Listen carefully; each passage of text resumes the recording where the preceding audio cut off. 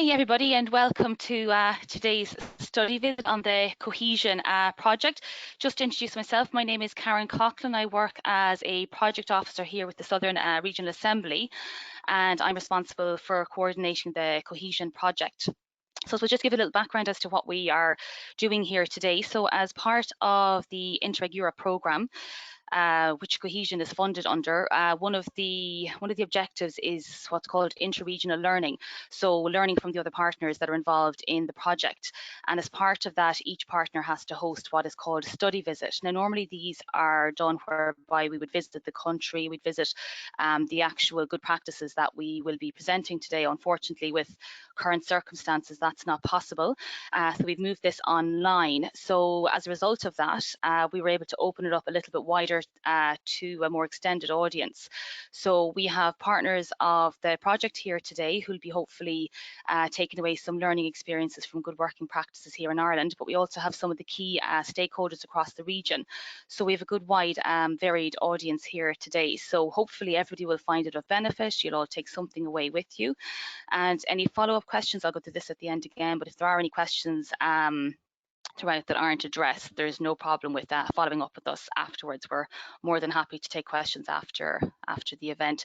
So I'm quite conscious of time. I know we have a very packed agenda today, so I'm going to try not to delay too much. So just to take you through a little bit of housekeeping rules there. So you will have noticed when you came in that you are muted as an attendee and you're unable to share your camera. But you will have seen a control panel on your right-hand side, the top right-hand corner of the screen. So it's up to yourselves how you want to manage that. If you want to keep it open, you can just right-click on that orange arrow button and you can tick your choices then in the drop-down menu. Okay, we'll just go to the next slide, thanks.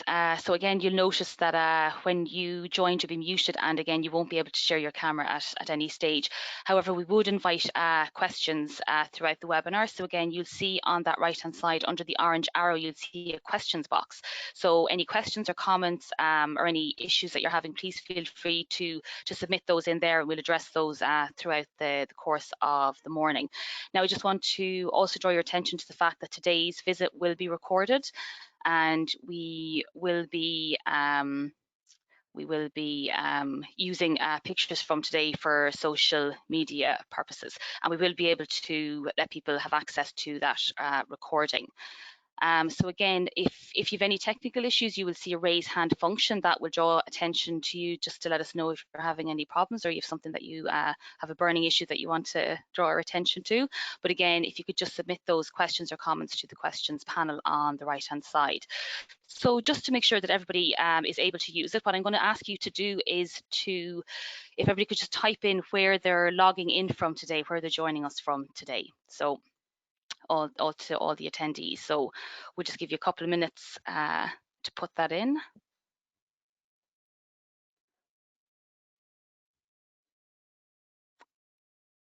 We have people joining from all across Europe today and all across the region, so it'll be interesting to see where people are logging in from. So maybe if Alice could just give us a general idea of where people are logging in from.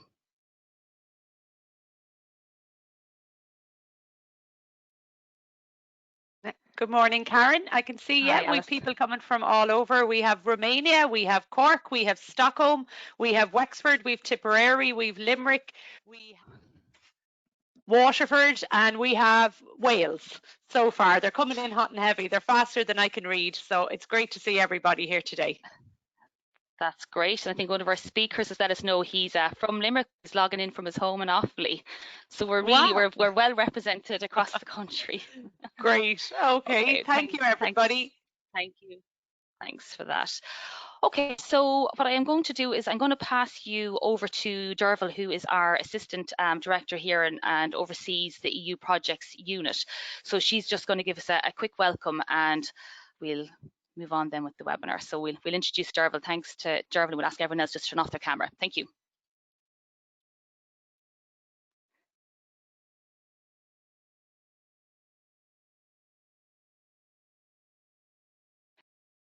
Sorry, Derval, just to say you're muted. We can't actually hear you. You might have to unmute yourself. Beg your pardon, Karen. I couldn't see that small button at the top of the screen. I will be brief. Just to say a couple of words off Gaeilge. Tá fáilte rih gurtstad lína tá anna bhrón nach féidir le cuairt a thuirt don Port Lárige. You're all very welcome to our study visit.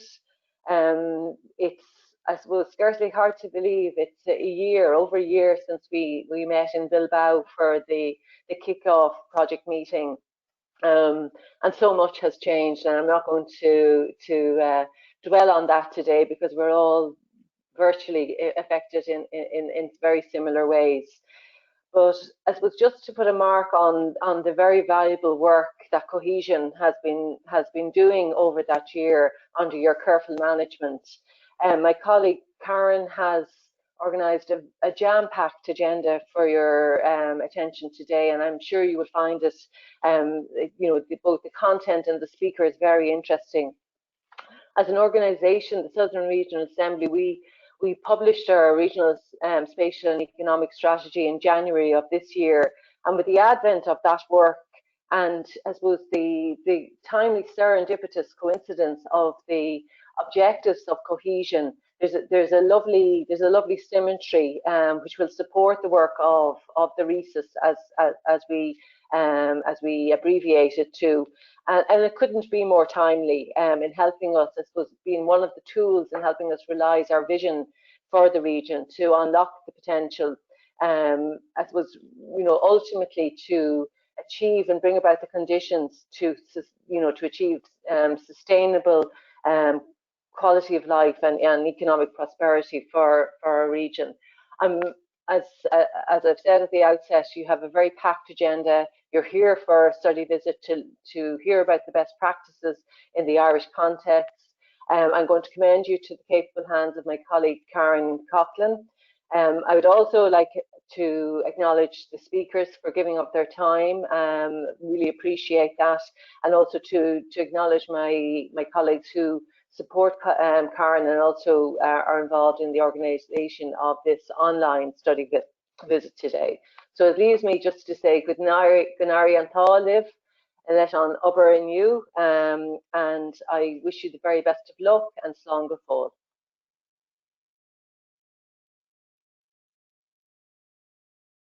Thank you very much for that, Derva. Thank you. You're showing off with your Irish now. I'm not even going to try and attempt any.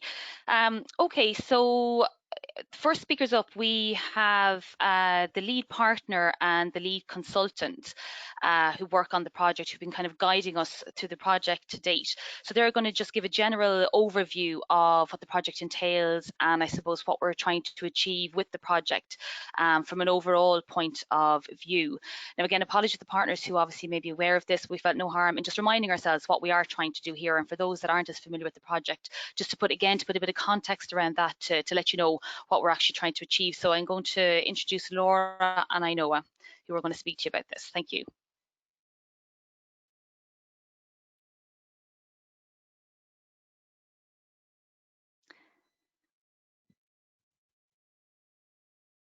Hello, good morning, everybody.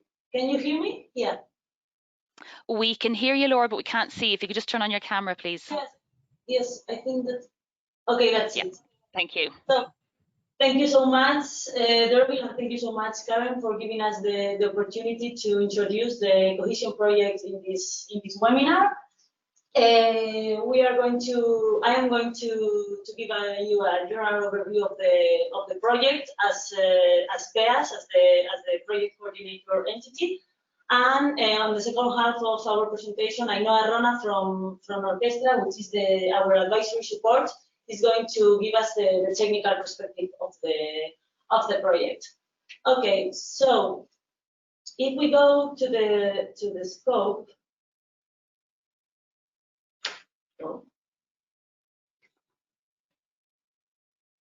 Okay, if we go to the scope of the project, on the top of the slide, you can find the general objective, which is this huge sentence. But I would like to go to the 3 dimensions of the project, which are stated on the bottom. The first one is cohesion. I mean, the project aims, one of the aims of the project is to integrate the territorial dimension into the smart specialization strategies with different levels of maturity, concerns, and also potential solutions. Afterwards, the second dimension is the smart priorities.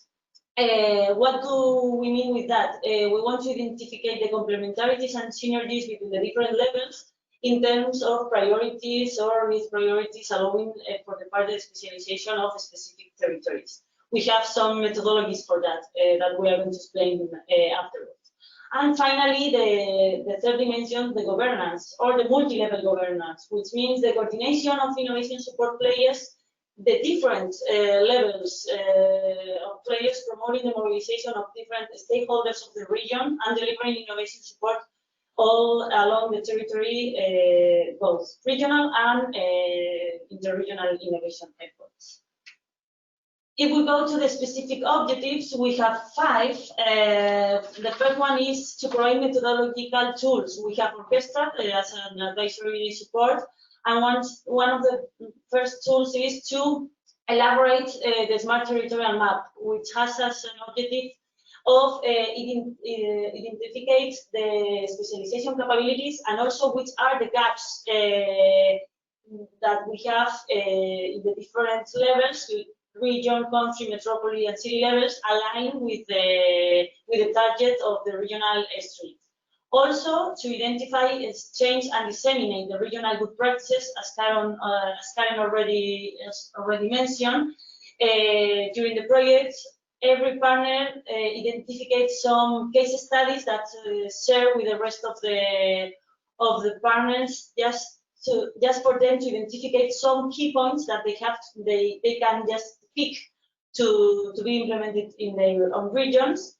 The next one is to carry the regional strategic thinking process. This is very important when one of the objectives of the project is to involve all the stakeholders in the validation of the regional action plans on S3 multi-level governance models.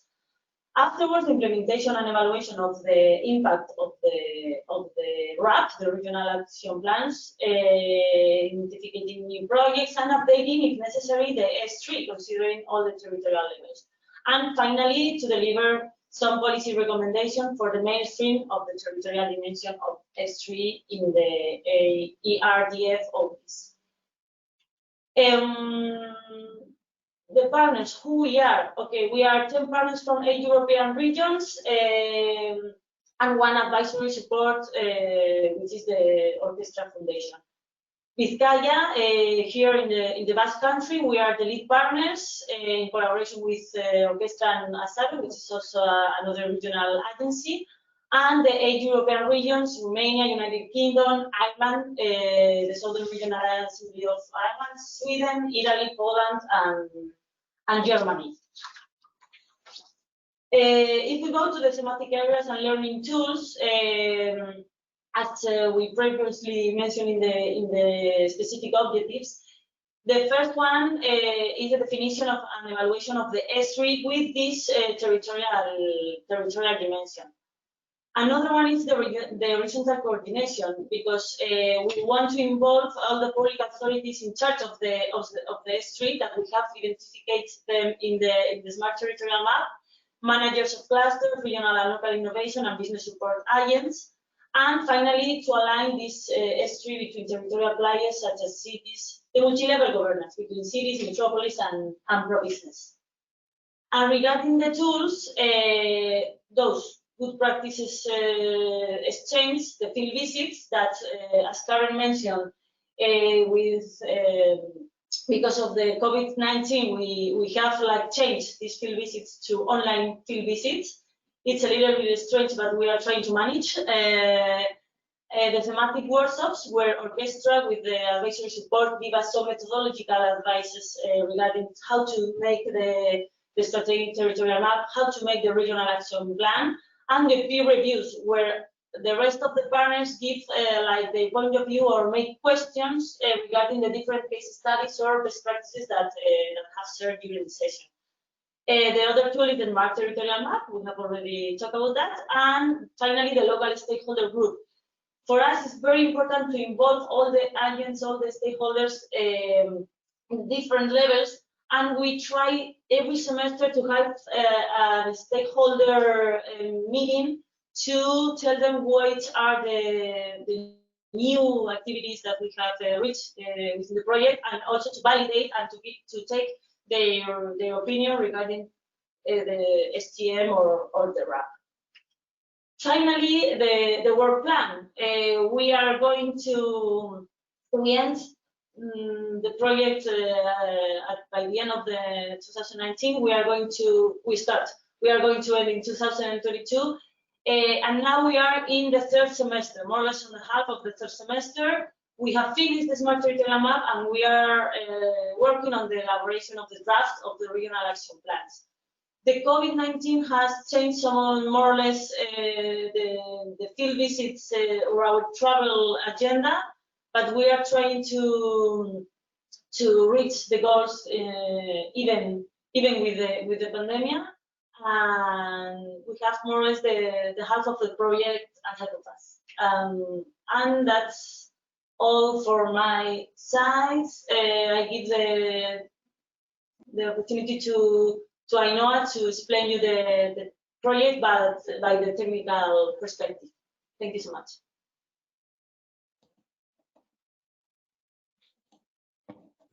Yes. Okay, yeah, just a couple of ideas to provide a little bit more of context of the cohesion project.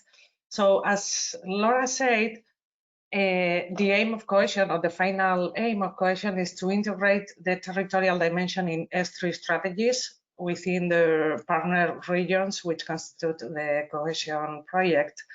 And why is this important? Why is important integrating the territorial dimension in S3 strategies? First of all, when we are talking about integrating the territorial dimension in cohesion, we are mainly talking about promoting multi-level governance or a multi-scalar approach to S3 strategies.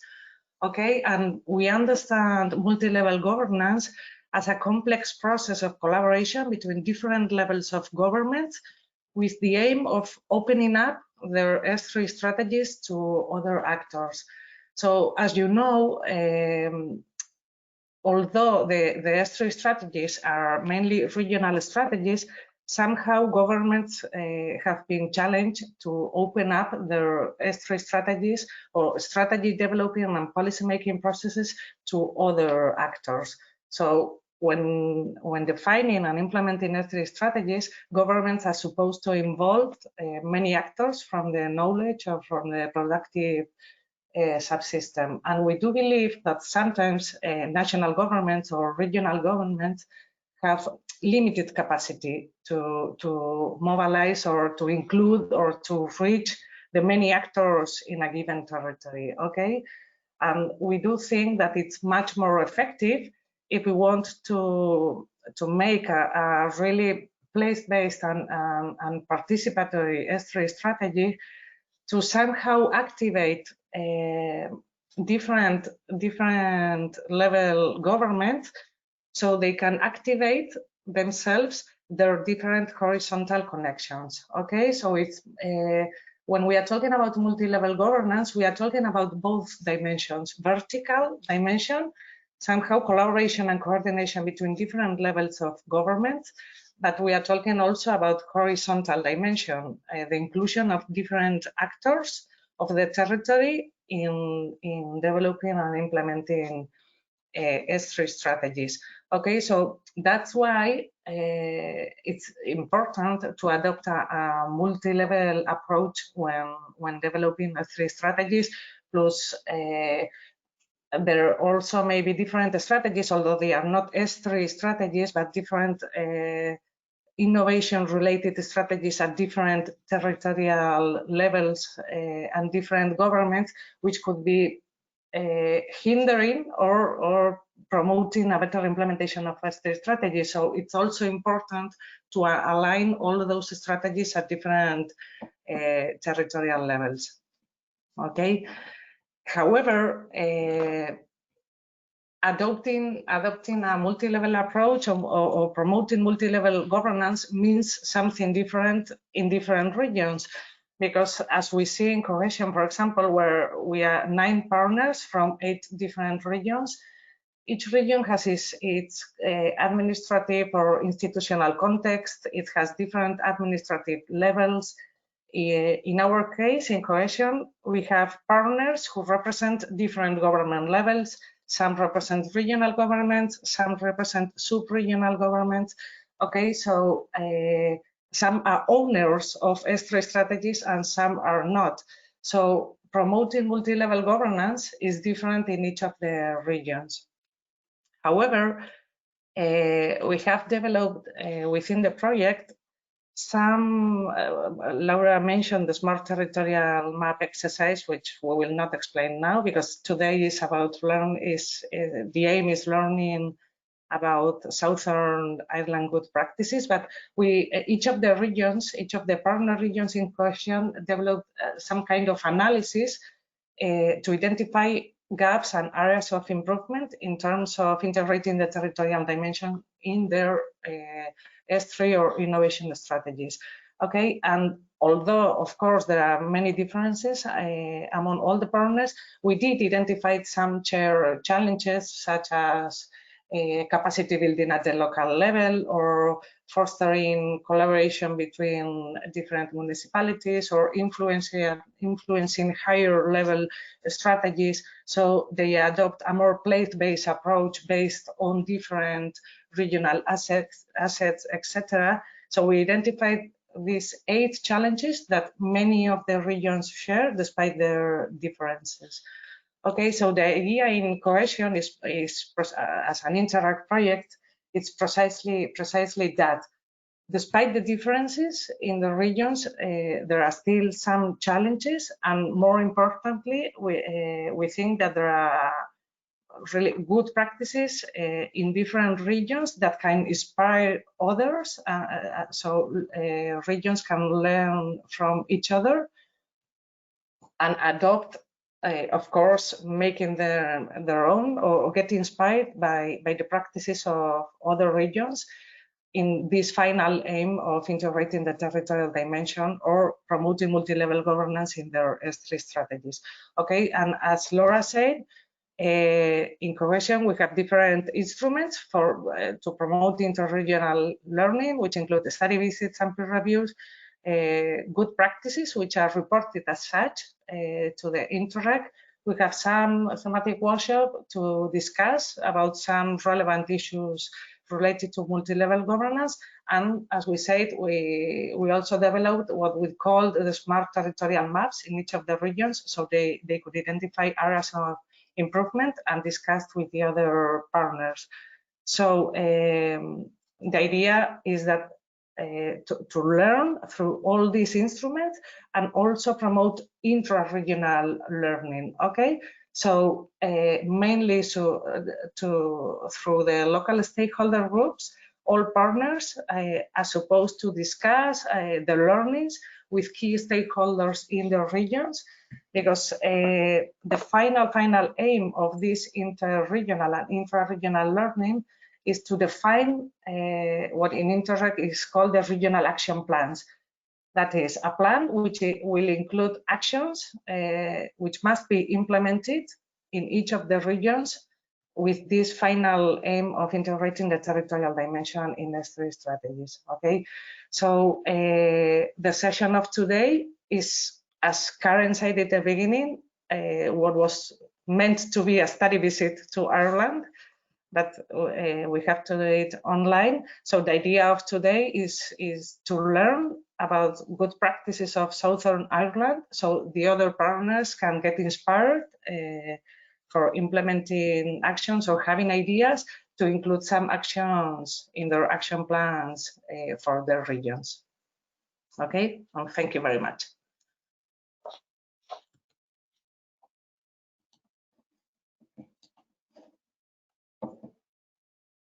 Okay, thanks to both Laura and Noah for that. Hopefully that'll give everybody a good flavour of what we're trying to do on the cohesion project. So what I am going to do, and again, I'm very conscious that today is not about us, essentially, it's more about the good practices that we're trying to present. But I just wanted to, again, just put a little bit of context around, I suppose, why we as an assembly are involved in the cohesion project, and also just if people aren't familiar with what we do, to give a very general overview of what we as an assembly do. So I am just going to take you through that. Apologies now. Okay. So Southern Regional Assembly. So we have been in place since 1999, based here in Waterford City, which is one of the 3 cities in the region.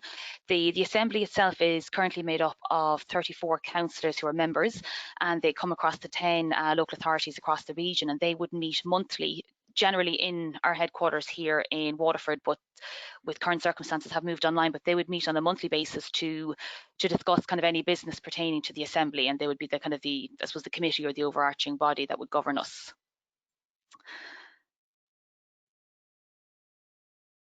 Okay, so what do we do as an Assembly? So I suppose our first and primary remit is to manage regional operational programmes, and again, we have been doing that since 2000. So we're currently on the 3rd round of ERDF funding and working as managing authority for the operational programmes, and we hope to do so for the next, or in some capacity for the next programming period in whatever format it takes.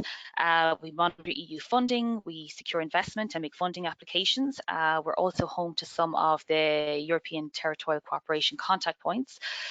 We would house the Northwest Europe contact point. Our director works as the Interreg Europe contact point, which is the programme that Cohesion is funded under. We would also house the first level control unit, which is essentially the auditing unit for the projects under the ETC programmes. We coordinate, promote or support any strategic planning and sustainable development within the region. We promote effectiveness in local government and public services within the region. And since 2015, we have been tasked as the Southern Region Assembly to oversee regional economic and spatial planning. And as part of that, we were tasked with authoring a regional spatial and economic strategy, which essentially it's a 12-year vision for the region, kind of ideally how we want to be, how we see ourselves in 12 years and how we intend to get there. So Dominic, who is one of the regional planning officers, is going to talk to you about that in a little bit more detail after this. Okay, so just to give you an idea as to how we're structured for our ERDF funding, which is our operational programme. So we have 3 regional assemblies within the country. We have one in the North and West region, one in the Eastern and Midlands region, and one in the Southern region. However, they would have only come into place in 2015. Prior to that, we had 2, what are referenced NUTS 2 classification areas for the purpose of ERDF funding. So they would have predated the change in classification to the 3 assemblies. So we as the Southern Regional Assembly look after the Southern and Eastern Regional Operational Programme, which will run up to this year, 2020. So it includes the 10 local authorities, the 9 counties across the region, Dublin, Wicklow, Kildare and Meath. So just to, I suppose, to explain why there's that disparity between the counties that we cover in the RESIS and what we cover then in the operational programme. Okay, so Laura and Anoa would have given you a very good overview of the project, but again, just to remind you the objectives. So it's about integrating that kind of regional dimension into our smart specialisation strategies, or S3, and also to promote what's considered a multi-level governance model. But what does that actually mean? What does that mean for us? So what is smart specialisation? So essentially it's an innovation policy concept, but it's all about boosting regional innovation in order to enable regions to focus on their strengths. And by doing this, it should help contribute to growth and prosperity. It's a bottom-up approach. It's based on partnerships between local authorities, academia, you've got your business world, and then your civil society, and requires smart strategic choices and evidence-based policy making. And again, this is where the RESIS will come into play and why it's so important to us as a region for the cohesion project. So again, multi-level governance. The definition of this is collective decision-making processes where authority and influence are shared, and that's the key thing, between stakeholders operating at multiple or different levels of governance, but also within different policy sectors. So when you drill it down, it's trying to move away from that kind of that traditional hierarchical approach to more network-like structures. So to kind of get that collaboration and partnership in place within our governance models. So smart specialisation in Ireland, what exactly does that mean for us? So back in 2014, so smart specialisation would, as a condition of getting ERDF funding or regional operational programme funding, we would have had to put together a smart specialisation strategy. And out of that, there was a national research prioritisation exercise conducted. And from that, there were 14 priority areas that were identified at the time. There was a slight kind of refresh of those back in around 2015, and what they did is they put them under 6 kind of overarching general sectors. But since that time, there's been no refresh of the priorities. There's been no revision of them. So I mean, essentially, it's a static strategy. And while it would have been very relevant at the time, you could argue that maybe the sectors have evolved or changed or need different supports in place. So we need to look at different sectors, and particularly when you're looking at that regional focus, you I suppose need to drill down to what we as a region would need. So that what's prioritised at a national level is not necessarily what we may prioritise at a regional level. So just to identify that. So why are we as an Assembly a partner on the Cohesion project? So as I just said there, the national S3 has no noted recognition of regional specificities, and we have no separate smart specialisation strategy at the regional levels, that would be at the Southern, the Eastern and Midlands, or the Northern and Western region. However, it's very clear that we each as a strength and competitive advantage, where priority areas would be more important to us as a region than another. The concept of smart specialisation itself cuts across the entire RESIS process, and again, Dominic will allude to that in his presentation. But it also recognises the endorsed approaches of smart specialisation and clustering, which are believed to be the path to smart cities and also to a competitive, innovative and productive regional economy, which is our end goal in all this, to be an innovative, productive and competitive region. The RESIS itself sets out a very ambitious framework. It's a disruptive strategy, but it provides a very timely opportunity to consider and align our S3 strategies in Ireland, bring them down to that regional level to be able to focus on that territorial dimension. So what do we want to achieve out of the project as the Regional Assembly? So we want to focus the region on recognising and building on its smart priorities. We want to get that coordination between the innovation support services at regional and local level. Within the structures, a further refining of smart priorities at regional level, but this also includes city and county level, and line them all back up then to the national S3. Enhanced placemaking for enterprise development. A very key one is a forum to raise awareness around the benefits of targeted regional S3 that are aligned to the national priorities. There's a kind of a general understanding that the awareness out there isn't very strong, so we would hope that through the Cohesion project that'll offer us a forum to build on that. And again, key governance is key in this, so improved management and monitoring mechanisms, but again at that regional level to look at our kind of our own management monitoring at our own level. So the process for building an S3, I mean, it's all about your regional analysis, choosing the sectors or areas that you believe can help you build the region, act on those, and then put a monitoring system in place. So I know I would have spoken about the smart territorial mapping exercise that we would have conducted as part of the project, which essentially performed kind of a regional analysis. So it was a diagnostic analysis of the region. It would have looked at our sectors, our specializations, our governance, how we align to different strategies. So a very good snapshot of the region of where we are at the moment. So it kind of helps us build on that first step of the regional analysis to building that S3 and putting that process in place. So coming from the mapping exercise, again, so it was very clear that the national S3 at the moment, which again was a priority at the time and the correct road to take, was a research prioritization exercise, but not necessarily how we should be approaching it at the moment. Through the mapping exercise, we identified regional strengths that fall outside the scope of those research priorities. So there were priorities that were not identified, or that were identified but not represented within, excuse me, the S3. We notice, and it's been recognised, there were very limited attention to trends and performances at the regional level. No recognition of emerging strengths, such as cybersecurity is kind of a big emerging industry at the moment. And again, Owen Byrne, who's going to be talking about Cyber Ireland, will detail that, but there would have been no allowance for that in the current S3 for those kind of emerging strengths. It was found that research and innovation was well represented. However, the SMEs were largely ignored, despite forming the heart of Ireland's enterprise base. I mean, they're I suppose, what we rely on here in Ireland as our enterprise base. National S3 priorities were not market driven at the time. It was clear that there are defined priorities at each of the local authority level, and they're articulated through their development plans, but they appear to be developed in isolation. So there's no kind of nod to that regional influence. But with the RESET coming into place now, they will have to align themselves to that. So that should hopefully build in that kind of coordination and alignment into that exercise.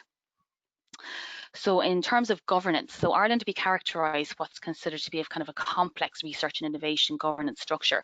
So for example, you would have the operational funding falling under the Department of Public Expenditure and Reform, but you'd have the bodies that would administer the funding, such as SFI and Enterprise Ireland, who report into the Department of Enterprise and Innovation. So again, you've got the disparity there between the departments, and not necessarily clear how they communicate on that between each other. There's a very traditional top-down approach to policy making in Ireland that was being referenced as kind of space blind. So again, to put that kind of, I suppose, place-based planning into place. There doesn't appear to be coordination between the governance spaces at local authority level. So again, each working essentially kind of independently on their own objectives. We have no dedicated cluster policy in Ireland, despite the fact that it's integral to a successful S3. And it was noted by some stakeholders that there's variable geography even within the region. So you'd have the southeast region that might look to Dublin kind of as their main economic driver, while the south region might look to Cork. So again, to try and kind of get more alignment within that and get everybody looking to the, I suppose, to the same economic engines within the region. So again, there was no highlight of vulnerabilities or a built-in strategy to safeguard the region. So one stakeholder would have highlighted that we're quite vulnerable to automation here in some parts of the southern region. So again, it's to build in those safeguards around things like that. The centralised governance structure no longer fit for purpose. So there's a need for a stronger and improved regional governance, and that could come under the remit of the regional assemblies. Again, no defined governance or oversight at the regional level. No formal collaboration between the relevant bodies, but again, we could use the RESET and that multi-level governance model that's in place to try and address this, and insufficient metrics in place to monitor and evaluate. So the gaps that we noticed, that the key things that we need to address now going forward. So again, coming into the next programming period post 2020, there will be another iteration of S3s that will have to be submitted to get your operational program funding. So I think to make these more effective, we need to look at 3 key areas, and they would be governance, your entrepreneurial discovery process, and then looking at your monitoring and evaluation. So we need to develop clear place-based smart priorities that are not just research priorities, that are more reflective of the region itself and where we are as a country. Remove those spatial blinkers. So you need to embrace that place-based approach. And it's been noted that the process underpinning the RESET has created a fresh momentum across the kind of key stakeholders across the region for that more place-based dimension to be brought into your S3. So maybe have a regional dimension or regional outlook or governance in some shape or format to the S3. The RESET would have performed a very crucial bottom-up stock-taking exercise through their extensive consultation process. And again, this is being presented as a good practice today for the project, so Rob is going to take you through more of that. But it could form the foundation for a refresh of Ireland's S3 and how we approach it as a region, how we would manage that. Again, the RESET gives us the opportunity to build a collaborative approach within the 3 RESETs themselves. We can tackle the lack of monitoring and evaluation. So again, develop and report on regional KPIs. And again, it's very clear what gets measured, get done. So if you know you're going to have to report on something, you're more inclined to try and get that done. Through this, we can support the more strategic approach to clustering. And again, it was noted that the S3 was quite a stagnant strategy. So build in the ongoing revision or reflection through the regional smart priorities into that governance, so that you're always trying to, I suppose, build on what you have and make sure that it's current. Okay, so thank you for that. So today we are going to be presenting 3 best practices that we feel within the region are good examples of multi-level governance, or kind of reflecting that regional voice in a national strategy. So I'd reference the RESUS consultation process. So I won't go too much into that, other than to say that Rob will be taking you through that. The Limerick Digital Leaders Network is a voluntary network that came together, but it's very much supporting the Limerick digital strategy. So it's again supporting objectives of getting an S3 in place, but also a very good example of that networking and collaboration. Cyber Ireland then is a national cluster, but they have a regional chapters element to it. So again, it's putting that regional structure in place, how to get that regional voice out there. So hopefully partners will find these of value, and people within the region will get a good idea of, you know, all the great work that's going on across the region that might not necessarily get heard.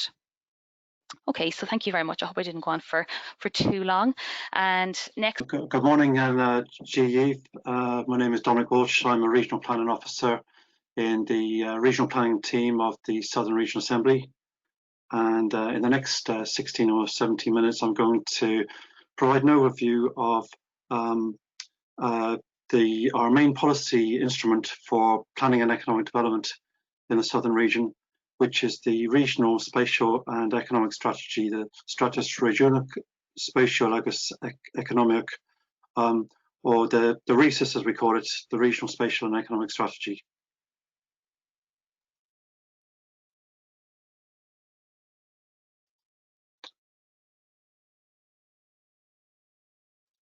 So I'm just going to move on to the next slide. And I suppose the RESUS sets out a strategic framework for the spatial planning and economic development of the region. And it became effective on the 31st of January 2020 and will run up to 2031. It's a statutory planning document which is given effect by the Planning and Development Act 2000 as amended. And as you can see there, the overarching purpose of the RESUS is to support implementation of the national planning framework and government economic policy at regional level. And just very briefly, the national planning framework seeks to achieve balanced regional development through higher levels of growth in the North and West Regional Assembly areas and the Southern Regional Assembly areas, and through the targeted growth of our regional cities. And in the Southern region, that's Cork, Limerick and Waterford. And at the same time, the NPF also seeks to manage growth of the Greater Dublin area within the Eastern and Midland region, where an over-concentration of population and economic growth has led to issues such as congestion, urban sprawl, long-distance commuting, related problems including a housing crisis and housing shortages.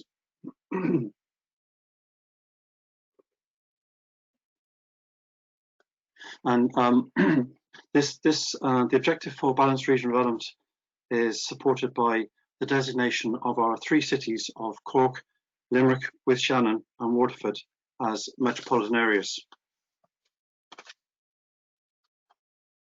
These cities are considered to be capable of accommodating significant growth, each city with a port and airport, and achieving critical mass that can provide an effective counterbalance to the scale and economic engine that is Dublin.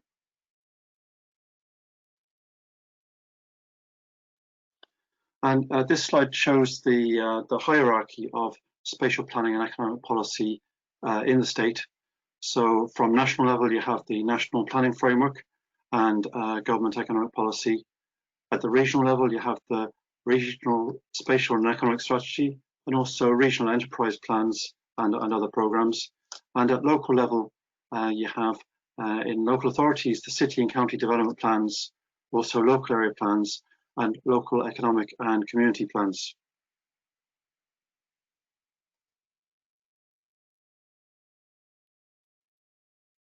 The Southern Regional Assembly area consists of 10 local authorities and has a population of 1,585,000 and a labour force of 648,000, although I think John had a higher figure there. That's probably a figure from 2016. Just to highlight very briefly its key attributes of the 3 cities, 2 state airports and 2 regional airports, major tier 1 and tier 2 ports, which is key for our connectivity, particularly to Europe, to the continent. And we have 2 universities and 5 ITs, some of which are transitioning to become technical universities.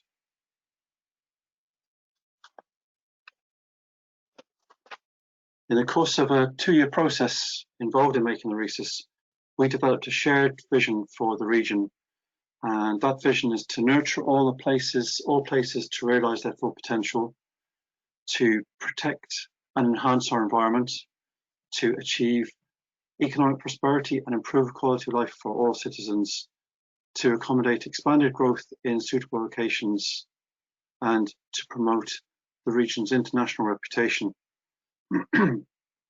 And what we want to be is one of Europe's most creative, innovative, greenest and livable regions, and the RESIS is the strategy to realise that region.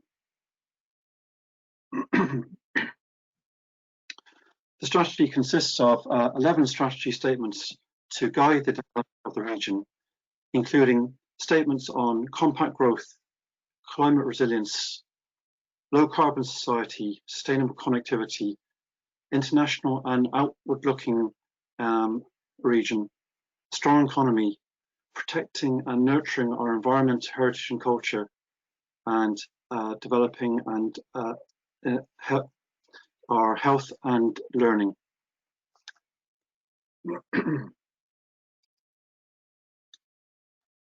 It's an ambitious strategy, and we have all of these 11 strategy statements into 3 high-level themes, reflecting our ambition for a green region, a livable region, and a creative and innovative region.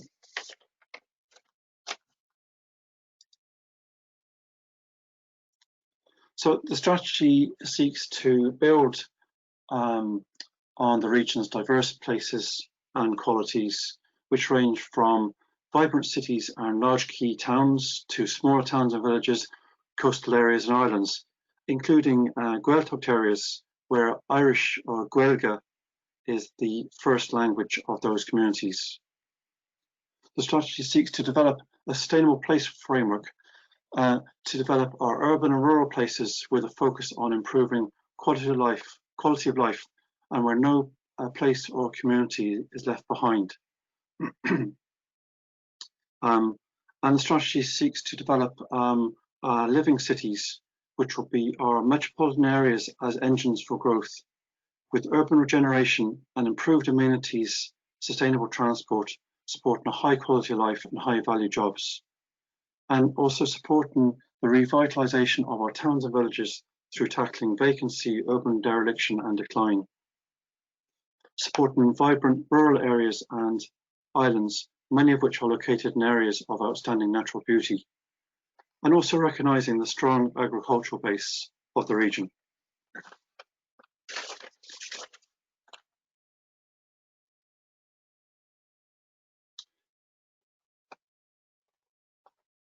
This is a summary of our settlement hierarchy and shows the 3 cities and metropolitan areas, our 14 key towns, and our other towns and villages. But the RESIS, we also identified something that emerged in the process and we wanted to focus on is the potential of networks. So that can be networks of small villages and communities who can share and pool resources through working together, or it could be larger urban networks which can support economic development through synergies and combined assets. And one example would be the Waterford and Limerick economic and transport access that links 2 of our cities, Waterford and Limerick, through along a road and rail corridor following the N24 through quite a number of significant towns through South Tipperary, including Clonmel, which is a key town. And so the RESIS offers the opportunity and points in the direction of ways in which networks can build stronger together, so that they've become more than the sum of their parts.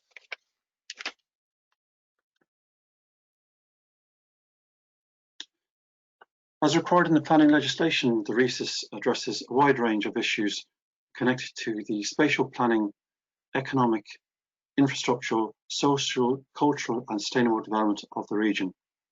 And so key policy areas within the RESIS and our key enablers to build a resilient region include climate action and ensuring a clean, green environment. Our settlement strategy driven by the metropolitan areas as economic engines and supported by our key towns. Improve connectivity within the region and to other regions, and also internationally, particularly post-Brexit, where the part of Ireland that has the closest proximity to continental Europe. So we want to develop that through our ports and our airports. And that's all about supporting as well our economic resilience, building a strong economy, and placemaking to support economic growth. And we also value the development of a learning region, including lifelong learning and a focus on skills development, as well as capacity building, including improving bidding capacity. And in recent years, government funding has been developed along various themes whereby local authorities and other agencies would make bids for government funding.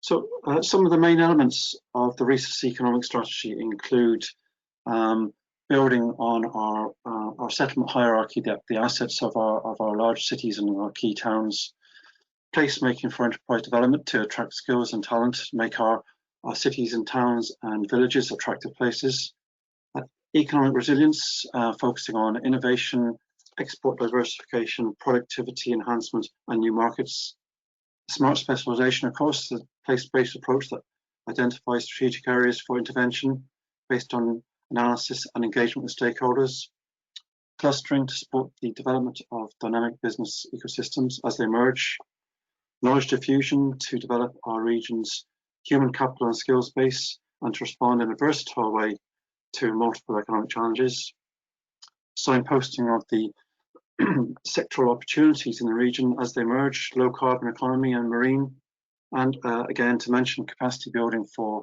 improving that bidding capacity for funds.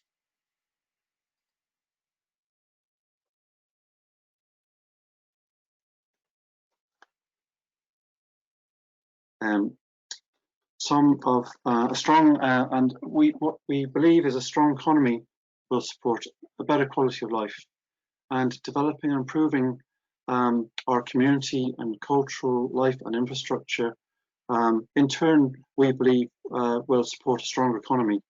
And so the RESIS identifies and supports with policies to enable our region's diverse and cultural creative sector, the development of Gaeltacht areas for business, community, language and culture, for Gaeltacht, Ragunac and Jescart, improved sports and recreational amenities, railways and greenways, protecting our natural and built heritage, improved access to public services and facilities, fostering healthy communities and age-friendly communities, and supporting and developing a learning region focused on lifelong learning, developing skills and access to education.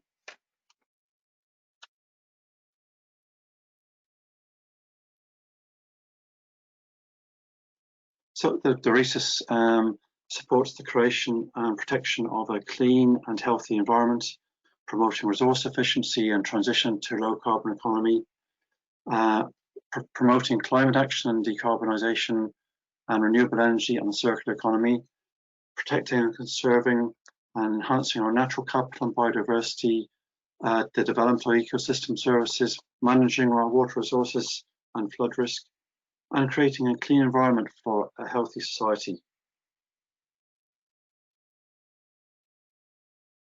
The RESIS addresses connectivity in all its aspects to support regional development. So everything from digital connectivity, movement of freight, goods and people, the integration of transport strategy with our spatial planning, international connectivity through our ports and airports, development of local transport plans, rural connectivity, sustainable mobility for connecting our cities and towns, within transport within cities and towns and to the rural areas around, and promoting sustainable transport, particularly cycling, walking, and the use of public transport.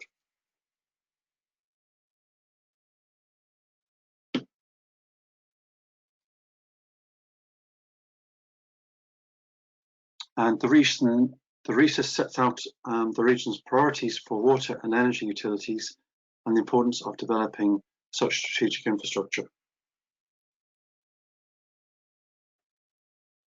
And with the RESIS becoming effective on the 31st of January 2020, we are now in the implementation phase, where all the local authorities are moving to reviewing their development plans so as to ensure that these will become aligned with the adopted RESIS for the region.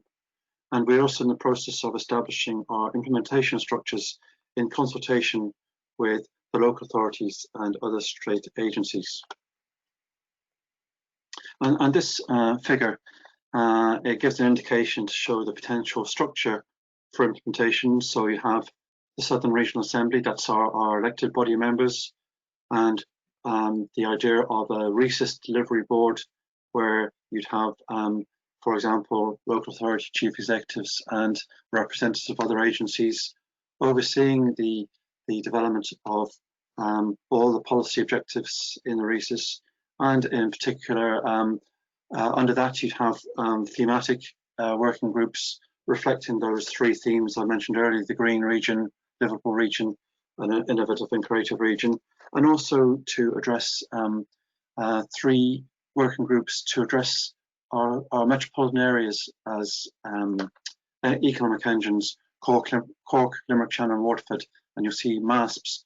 The MASP is the Metropolitan Area Strategic Plan, which is a strategic plan for those particular areas contained within the RESIS. So our intention is that implementation of the RESIS will be action focused and will enable transformation of our region. It is ambitious, but we believe it is achievable. And our approach is to be cross-sectoral to achieve buy-in for the aligned priorities. And in this, the Regional Assembly will play a leadership role through cross-sectoral steering groups and monitoring mechanisms, through our city and county development plans, which will become the implementation at local level and LECPs of the RESIS. Again, supporting bidding capacity and convening regional consultation events, good practice seminars, and disseminate shared learning, and also the importance of updating and publication of key regional indicators and an evidence base for monitoring.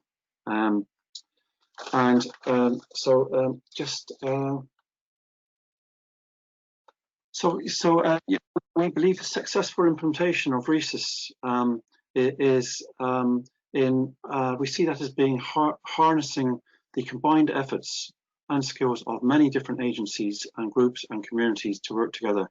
And this is known as the quadruple helix across the continent, where local government, local industry, local academy, academia, and civic society work together. In the RESIS week, we call this shared knowledge working together, so that this is our collective approach for development of a competitive knowledge-based society, SKWT, where the four pillars of higher education, industry, government, and civic society work together to harness their collective resources, knowledge and skills to work together for the common good of the region. And shared knowledge working together, SKWT, we believe that can accelerate the transfer of research and innovation into effective actions supporting regional growth and to improve overall regional performance, and ultimately to benefit all through an improved quality of life. So I'd like to say thank you and Goran Magov. That concludes the presentation. That's great. Thank you very much for that, Dominic. I think that gives us a very comprehensive overview of what the RESIS is and what we're trying to achieve with that, and hopefully will help people understand why it's going to be so integral to what we're trying to do in cohesion to get that regional reflection into our smart specialisation strategy or smart objectives for the region. So building again on where we are at the moment, and trying to build on the strengths that we have. Now, unfortunately, John Daly, our economist, seems to be having continued problems logging in. So I'm just going to ask once more if he is there. And if he is, could he just turn his camera or just even let us know if he's there? I think he's saying the weather in Dublin is shocking at the moment. So I don't know if that's having an effect on his broadband. Just goes to highlight how badly we need to upgrade our broadband connectivity in Ireland. Okay, so it doesn't look like we have John there. Okay, I'm not going to take you through his presentation. Obviously, I wouldn't have the knowledge of the economic side of things that he would have, but I would like to do is just draw your attention to a couple of slides that he had, just again putting things into context. Thanks, Catherine. Sorry again about this, guys. I'm just going to bring you through a couple of slides at the very end that he had, just kind of detailing examples of smart specialisation within the region. Okay, so it looks like we're going to have to stick with that few. Apologies now.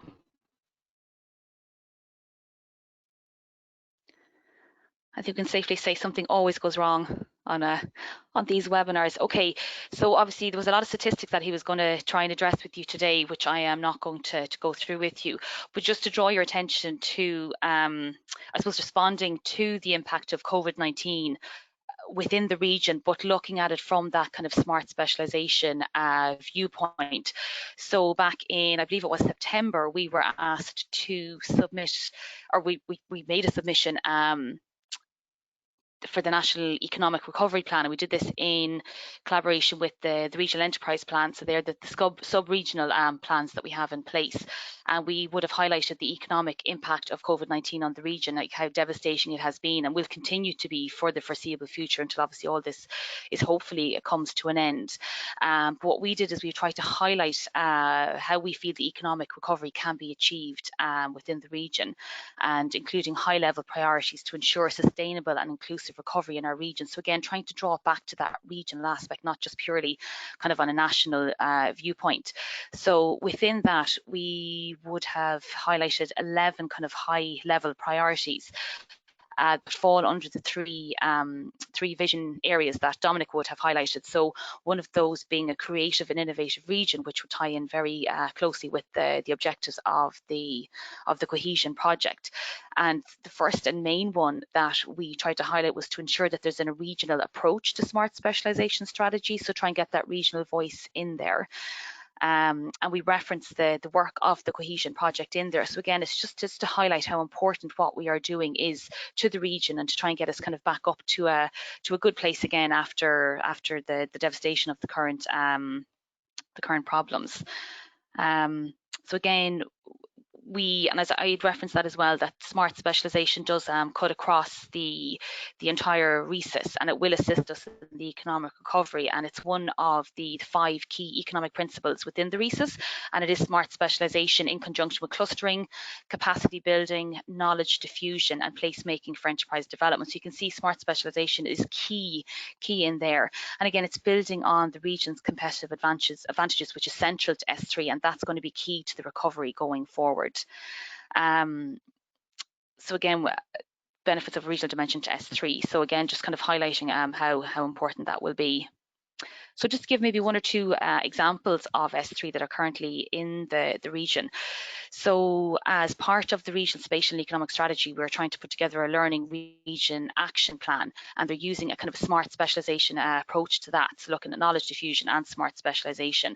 And this action plan will make a series of recommendations on how to enhance the region's human capital levels. And those recommendations are going to be based on data and stakeholders' input. So there again, you've got your bottom-up approach. We're looking at it from the entrepreneurial discovery process. So again, using those kind of key elements of smart specialization. And the action plan is currently being drafted, but there has been a lot of collaboration with key stakeholders across the region. So you can see there CIT, who will be talking today, UCC, Regional Skills Southwest, Regional Skills Midwest, IT Tralee, you've got the Institute of Carlow. So you can see there's quite a broad and varied spectrum of stakeholders that have been involved in this Social Justice Ireland. So we're trying to adopt that kind of quadruple helix approach, that everybody is involved in this, and we're building from that kind of that bottom up, putting this learning regional action plan into place.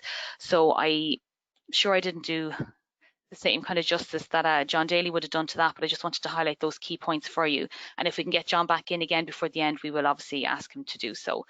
Okay, well, thank you for that. So Dominic, obviously, as I gave you a very good overview there of the actual RESIS. So now we're moving on to the actual best practices. So this again is what we hope will inspire the other regions to take elements of learning from us as a region.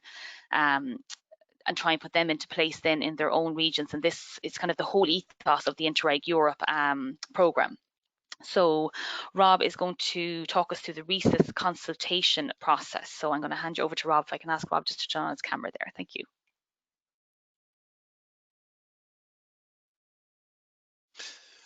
Thank you, Karen. Just make sure I have control here.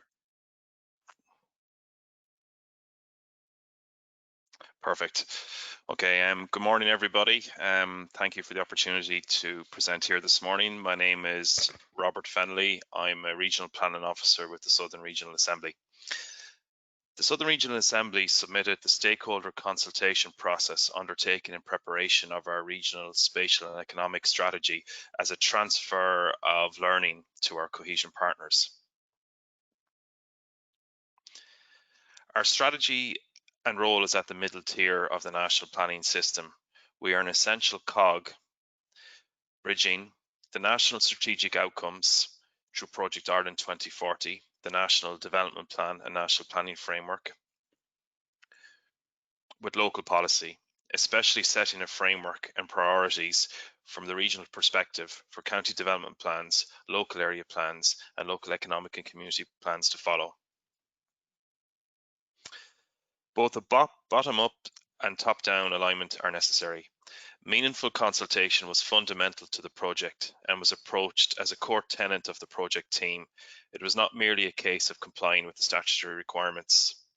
The need for collaborative approaches in this middle space across all sectors was very apparent to us in our process. Through consultation, we had an opportunity to build a better understanding of the valuable role of the regional tier in the national planning system. Understanding our challenges and identifying our opportunities are best advised through meaningful participation and engagement with local stakeholders. This is obviously not dissimilar to smart specialization. Also, for those who did engage with us, participation and engagement provided an opportunity to them.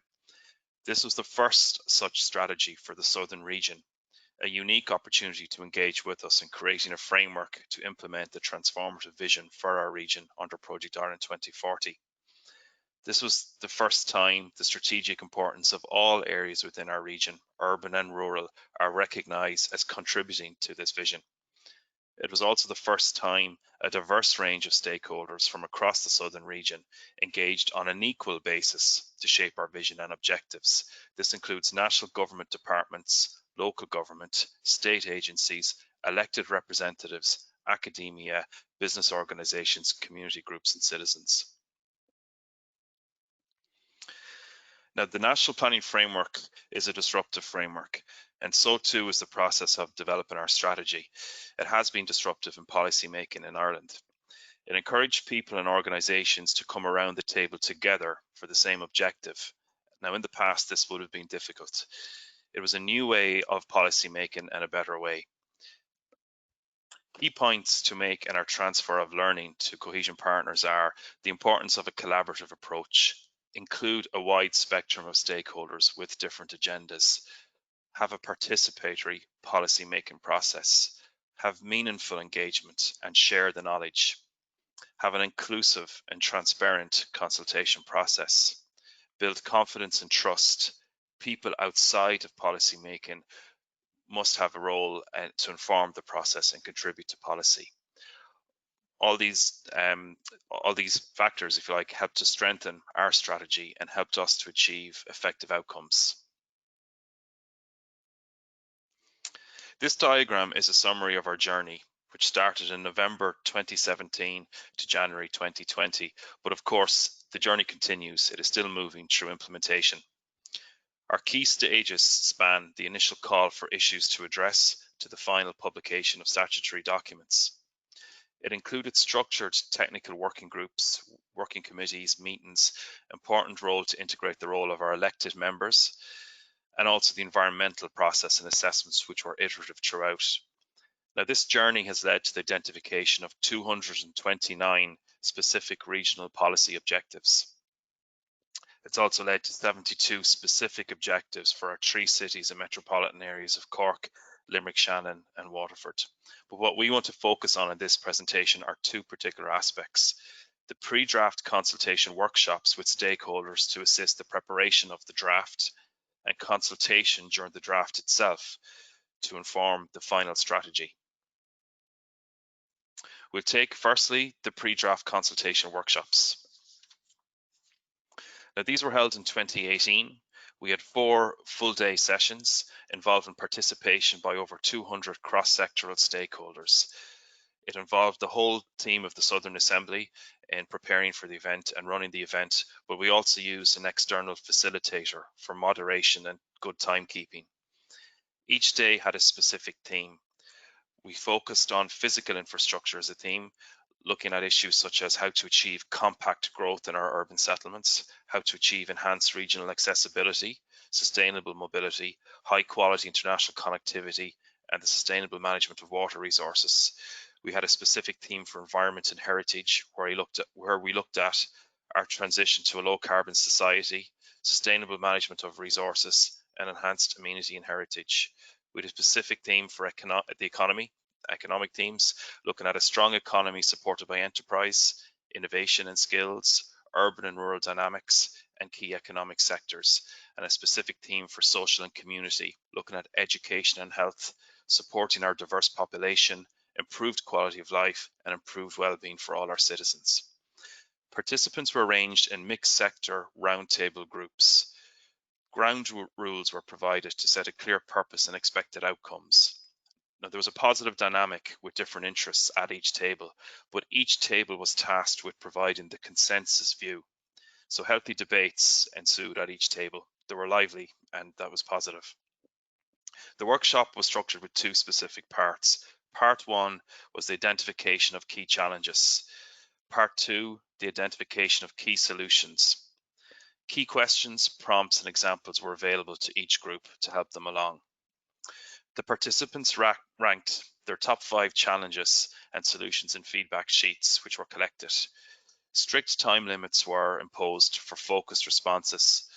Rapporteurs were nominated from each table, and they gave feedback to the floor at a plenary session, again for a debate and discussion across all the groups.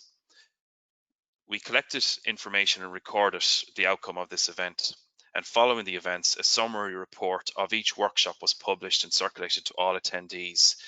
These reports helped to disseminate the aims and outputs achieved under each theme, and they provided a valuable resource to us in preparation of the draft. These are just some images from the events of workshop tables in action. And as you can see, there were packed rooms, each table having a representative from a different pillar, a different interest, a different background, which made sure there was a mix of views and a good debate at each table. Just want to show you in the next image as well, just an example of some simple prompts and slides we would have had on the day to make sure that the main focus of the workshop was always clearly articulated so that we got the outcome through this consultation that we sought. We'll now look at the draft Regional Spatial Economic Strategy consultation. This was held between December 2018 and March 2019. Now, during this time, we engaged in extensive consultation, including online, local media, meetings and events to ensure full access to and engagement with a wide variety of stakeholders. 9 public consultation events were held, and they were hosted over 3 days in February 2019. The events focused on the role for our elected representatives, for the local authorities and key agencies, and especially for the general public. We held them in their 3 cities of Cork, Limerick and Waterford. At each event, the RESIS team presented an overview of the RESIS, but very importantly, we made sure to take the opportunity to communicate how feedback up to that point had helped shape the draft, how the inputs we had received through the workshops had helped shape the draft content, so people could see their inputs, stakeholders could see how their inputs were shaping the draft. Of course, it needed refinement, it needed improvement, and was still part of a process, but we were very keen to make sure that where the engagement had fed into the earlier stages of the process, that was very evident to stakeholders, that they could see their recommendations to us, their challenges addressed, their potential solutions and opportunities reflected in the draft content. We used a blend of approaches at this stage. We gave presentations, we allowed open fora for questions and answers and allowed plenty of time for that. We had exhibition areas, networking lunches where we could mix with stakeholders and discuss informally what they think of our draft, encourage submissions. Our team was fully accessible for drop-by advice, for roundtable discussions, and we would have facilitated the need for any particular group that got in touch with us to meet, present, have an opportunity to discuss, all the time encouraging submissions to our process. We benefited hugely from the role of public participation networks. They would have encouraged, they were representative of the community groups that were nominated, say in terms of local authorities, would have contacts with public participation networks. So we fully engaged with them, and they would have communicated with their communities in turn to represent views on their behalf, come to our meetings, engage and make submissions. And this was hugely positive because we really feel through the public participation network, we engage with issues for the citizens, issues for local communities at a regional level. We received 205 submissions in total, and these were meaningful, well-focused submissions. This showed us the interest in the region, the interest in the role of our strategy, and the strength of positive engagement. Just some images here again from this phase of our project during the consultation events. I would just draw your attention to one image in a purple border there, which is from a local representative, an elected member of a council who would have attended an event early in the morning, thought it was positive, saw the importance of engagement with us, and would have encouraged her constituents through social media to come down to meet us, engage with us, participate. And there was many incidents and examples of that where stakeholders would have communicated the importance of engaging in our process and to come and meet us and make sure they got a submission in. Now, we strongly feel that engagement was very effective in changing outcomes.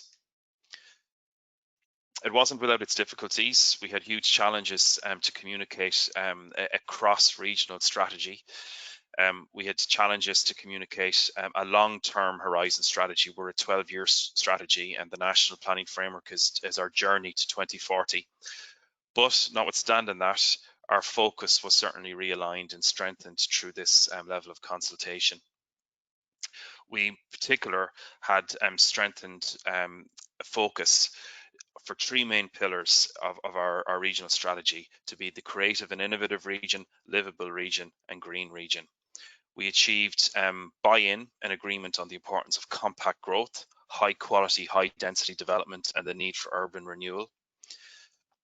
We managed to articulate better how the planning system can create conditions for economic growth, and in particular, many stakeholders from early in our process would have been identifying the importance of quality of life and place making as a key ingredient for enterprise development.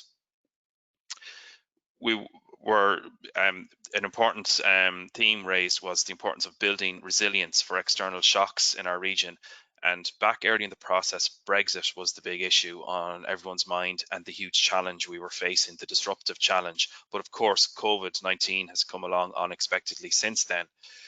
What's very interesting is that at the early stage of our process, all stakeholders were pointing out the importance of access to education, lifelong learning skills, and the importance of critical infrastructure, especially digital, so we'd have a resilient region and be prepared for external shocks.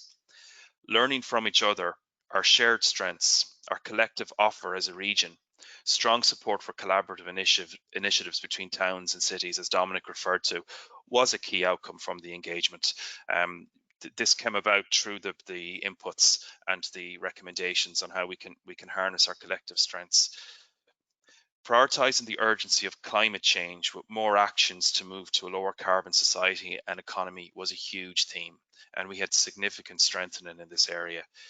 Our environmental strategy, therefore, not only now focuses on protectionism, it also recognised the need to motivate people to move to a lower carbon future and achieve behavioural change. We've strengthened content and objectives around the green economy, for example, quality of life through sustainable infrastructure-led planning, promoting concepts such as walkable and cycling 10-minute city and town neighbourhoods, greater integration of nature-based solutions in urban planning. These are just some examples. We also had a strong push for more innovation for sustainable transport and travel, strengthened objectives for smart and sustainable mobility.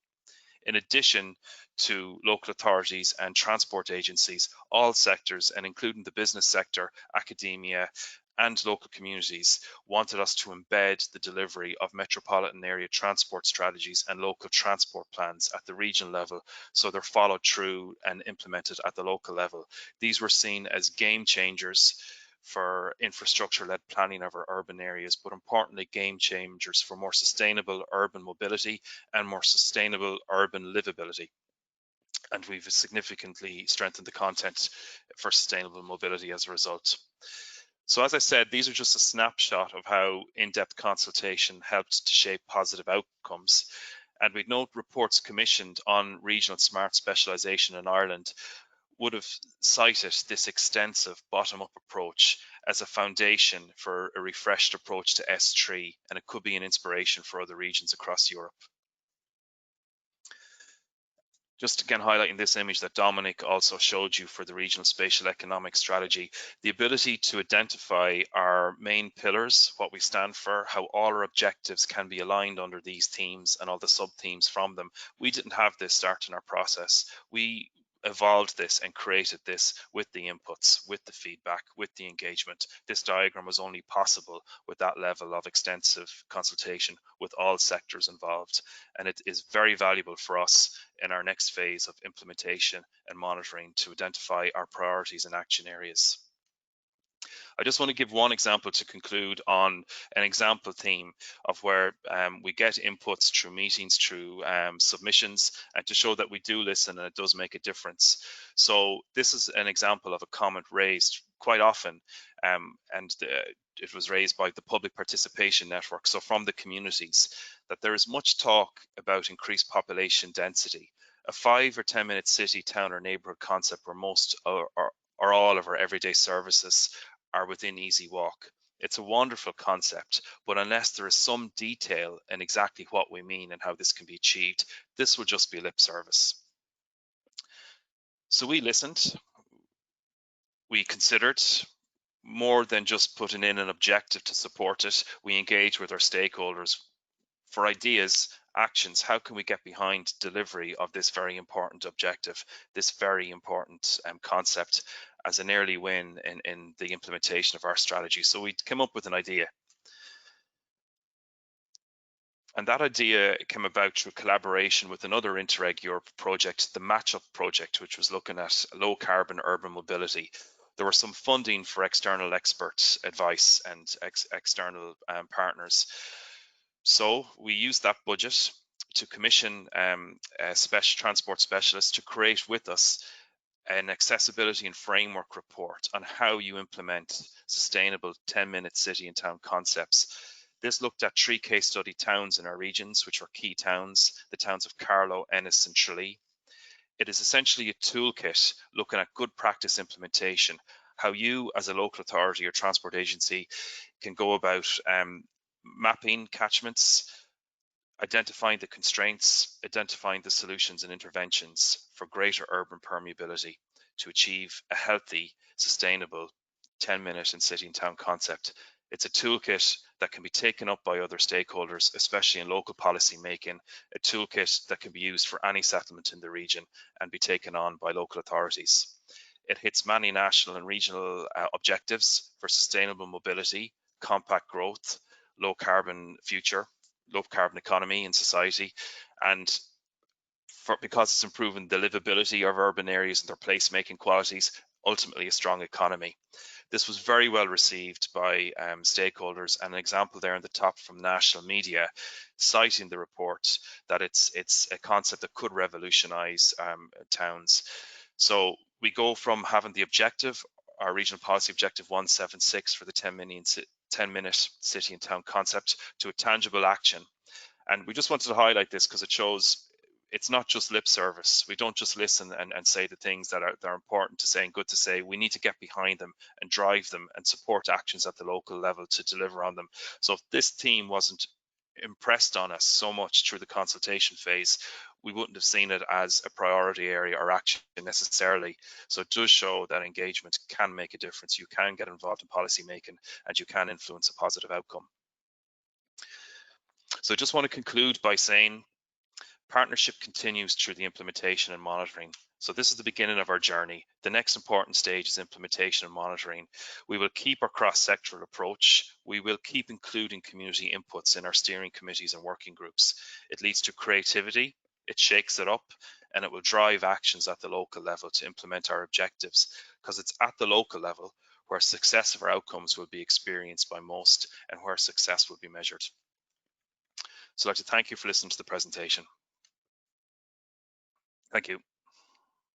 Thanks very much for Rob. I think that was a very extensive overview of what went on with those consultation process. I suppose it's key as well just to reflect how extensive that consultation process was, and that we, I suppose, didn't fall back on the usual suspects. We didn't go to those that we knew would probably nod and agree with what we were doing. We really put it out there and we really let everybody have their say, good or bad. So I think that was reflected in the strength of the RESIS, and I suppose that getting that buy-in then from everybody, and that full kind of quadruple helix, as we keep referencing, but that kind of full all-inclusive approach in it. So thank you very much for that. So just to remind everybody just to put questions into the questions function on the right hand side.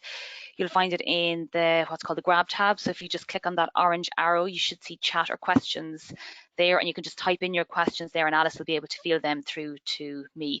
So unfortunately, John Daly or O'Connor is still having technical issues, so I don't think he's going to be able to join us to finish off that presentation. So what I'll ask then is if Terry could turn on his camera. So Terry Connolly, he's an EU projects manager with Limerick City and County Council, and they would manage the Limerick Digital Leader, set up and manage the Limerick Digital Leaders Network. So we are going to have Terry speak about that. So thanks, Terry. I'll hand over to you. Thanks, Karen. I hope everybody can hear me here. If I can take control there. Yeah. Sorry, I've gone a little bit too far ahead there.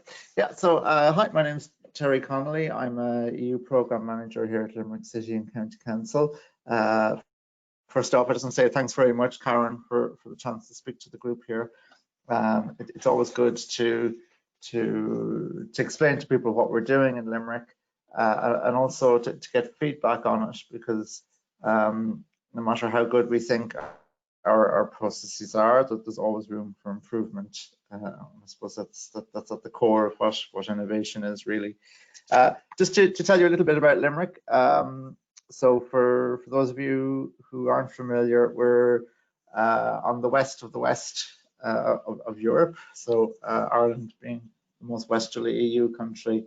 Limerick's not quite the most westerly city. Galway beats us on that one, but we're the third largest city in Ireland, and the Republic after Dublin and Cork. We have about 194,000 people in the city and county, with about 94,000 in the city, and we're located just on the mouth of the River Shannon, which is the longest river in the British Isles. And of course, being I think maybe our Swedish colleagues here might recognise, but being a river-based city, we were founded by the Vikings about 1,000 years ago. So, if this will work here, there we go. So, in terms of our Digital Leaders Network, in a moment I'll go into what it is exactly, but before I do that, I just want to tell you how it came about. My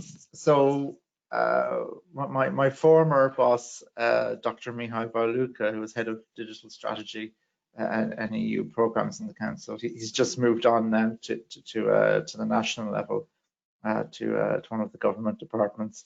But this was largely his vision and his efforts that led to the Digital Leaders Network and the different outcomes that have come about as a result of it. Back at the time it was founded, two aspects were feeding into it. The first was that the city and county councils were merged in Limerick. So we had a separate city council and we had a separate county council, to the point where you could walk from one to the other, and suddenly who you apply for planning permission, who you pay your car tax to, would change. So that happened in 2014, that merger. And as a result, there were real IT challenges, because once you put two large entities together, you have different email systems, different CRM systems, you have different websites, different internal processes. So this real need arose to figure out, okay, what are the best tools, and did we just want to be at the mercy of circumstance, or did we want to find a real thought through way of deciding what tools the council would use and how that would develop? Also the second aspect that led to it was that the Limerick used to be, and to some extent still is, a headquarters for Dell. Now Dell shut its main plant in 2006, and that left a big hole in the economy of Limerick. Basically, Dell employed about I think it was about 6,000 people. So if you remember, I said the population of the city was 94,000. So that's quite a hit that the economy took. But as the city recovered, we're quite lucky in that a lot of the expertise that Dell brought to the city remained. And so the Digital Leaders Network really came about from wanting to take advantage of that pool of expertise that was out there. So in terms of the Digital Leaders Network, what is it? What does it do? I think others here have mentioned the quadruple helix. It's very much built along those lines. So it was established in 2016, and it's an open network. I suppose there's members do sign an NDA, but at the same time, anybody can join, and anyone can be invited to join. So it's kind of this nice mix between an open forum to discuss things, but also knowing that what you discuss is going to be protected. So that was an important part of setting that up. Now there's 27 members currently, and so in line with the quadruple helix concept, they come from very different sectors of society and the economy across Limerick. So for example, we have the Limerick Clear Energy Agency, we have the three large third-level educational institutes, the Institute of Technology, Mary Immaculate, and the University of Limerick. With civil society, we have the development organizations, the Pole Partnership, and then we have some civil groups such as the Health Service Executive representing the University Hospitals Group. We have the Gardaí, and then finally we have large local industries such as General Motors and Dell, who I mentioned previously. So in terms of the motivation, so I suppose the push was the merger of the councils and this pool of expertise that existed in the city, but the pull factors were very much the economic circumstances of the country. So around 2016, we were out of the recovery really from the 2008 crisis, and the numbers were looking good, particularly for the digital economy. It's worth about 20 billion euro to Ireland. And as you can see there on the Digital Economy and Social Index ranking, which is an EU ranking, we come quite high. We're 7th there, but right next to Estonia and Luxembourg. So quite a good position, we feel. In terms of some of our stats for the country, so social media is used by over 70% of Irish enterprises. 2/3 of large enterprises conduct sales electronically, and 4 out of 5 enterprises have a website in Ireland. Now, I'm going to be very interested in the 2020-2021 figures because I think we've really seen an acceleration of that trend as more and more businesses have had to move online. But in the background, Ireland is one of the youngest populations in Europe. So we do associate with digital mobility, digital capability, with the age profile of the country, and I think that is very much reflected in our economy in terms of the types of companies that are in Ireland. Yeah, so as I said, we have the youngest population in Europe, but 1/3 under 25 years of age. And then in terms of our share of 30 to 34-year-olds with a 3rd level qualification, it's 53.5%. So over half our working age population have 3rd level qualifications, while the EU average is 40%. So we're doing quite well on that. So these were the pull factors. As you can see, it's almost a question of why would you set up a digital leaders network? Why would you not set up a digital leaders network? Because really all the circumstances are there to align to align the goals of the city with what is happening in the broader economic and societal environment. So there was another motivation that came along. Actually, well, rather a tool than a motivation. In 2016, we were part of an URBACT project called TechTown. So TechTown ended in 2017, but as part of an URBACT, you have to set up an URBACT local group, and this correlated nicely with setting up the Digital Leaders Network. And really, the goal of that project was to explore how small and medium-sized cities could maximize job creation potential of the digital economy. And as I said, I suppose after Dell left in 2006, it was a huge blow. And even in 2016, the economy of Limerick actually was really starting to take off at that point. But we'd learned the lesson that we didn't want that to happen again. We didn't want everybody working for one company. We wanted diverse skills in the digital economy. So using this URBACT, we worked with local stakeholders. We developed the Digital Leaders Network, and then we worked together to create an integrated action plan. So for those of you who are familiar with URBACTs, they're quite nice projects and really nice grants for doing your stakeholder co-creation activities. And really, we found the process just really ideal for creating this Digital Leaders Network and this integrated action plan, because it has this stepped process of draft roadmaps, draft action plans, local action plans, and you build up to the full integrated action plan.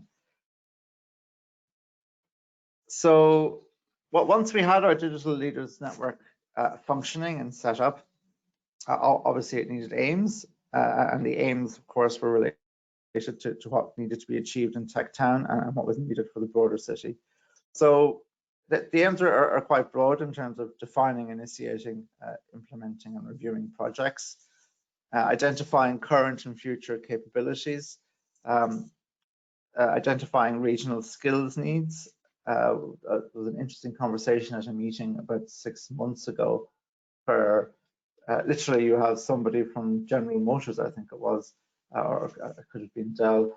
It was Dell actually, sitting there talking about a skill that they really needed, while somebody from the Limerick Clare Education Training Board said, oh, okay, we can start developing a course to train people up in that skill. So really, this is the power of a network like this, that you can see a need and you can see somebody with a solution, and they're in the same room together having that conversation. And I guess that pulls me onto the main aim of the network, which is to collaborate in cross-organizational activities. So it's not just funding proposals, but in generating new innovations and new ideas. So actually, one example I might give from that also is that the Hunt Museum, which is one of the main museums in the city, if you get a chance to come to Limerick, I really recommend going there. It's quite a unique collection of artifacts put together by a private collector.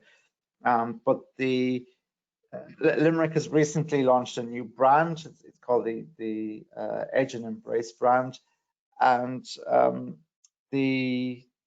Jill, as part of the Digital Leaders Network, was approached to become a brand ambassador, and indeed some other members of it were approached to become brand ambassadors. And really, through that, you start embedding the local community and local actors in the work of the council. So since its inception, there's been a few results to show how it's been successful. The first example would be the Limerick Digital Strategy. So this strategy takes us up to 2020. It's quite timely. It's time for it now to be updated. But a lot of what you're about to see came from that digital strategy. As I said, we had an integrated action plan from the URBACT project, and that very much provided the foundations for creating the digital strategy. And it really allowed us to map out those needs of the council, but also the needs of the city and the needs of the wider community. So that the Digital Leaders Network allowed us to not just look at our own needs, but the needs of the city and of the county. Again, this was built into our 2030 economic and spatial plan. So you can see some of the pillars there in terms of engagement and participation. I can show you some tools around that we're currently using. Also around data and analytics, we wanted to make our data freely available and publicly available. I think this is a core part of being a smart city.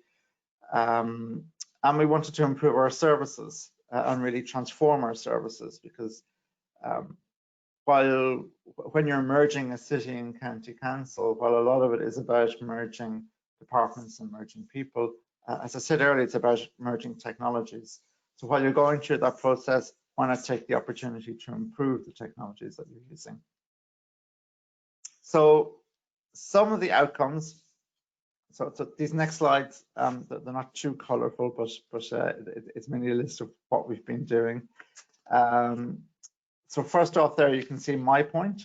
I'll talk a little bit about this in a future slide. This was launched last year, and now it's pretty invaluable for continuing our work at the council. Limerick.ie has been a huge success. If you're in the background at this meeting now, if you go and Google Limerick, Limerick.ie is one of the first sites that will come up. If you're looking for information, if you Google Limerick Council, Limerick.ie will come up. If you Google business in Limerick, Limerick.ie will come up. So the idea of this platform was to try and centralize everything about Limerick, to give Limerick an identity online. So that when you're trying to find out information about the city, that there is one central source. And this was co-developed with members of the Digital Leaders Network. So there was some back and forth with them. You know, they treat aspects around how businesses should be displayed, how civil society groups are displayed, what the user interface should look like. So it was very much a hands-on process. And as a result, like it has 3 million unique visitors to date. It gets about 1 million visitors a year. And that's people who are coming to the city. When I first moved to Limerick, when I first got my job at Limerick City and County Council, Limerick.ie was the place I went to find out information about the city and about what was going on. So that has been hugely successful. It was also very important in the rebranding of the city. So I suppose Irish speakers and Irish participants in this meeting will understand that Limerick had a very bad reputation for quite a long time, and that now is largely gone. Limerick is seen in a much more positive light.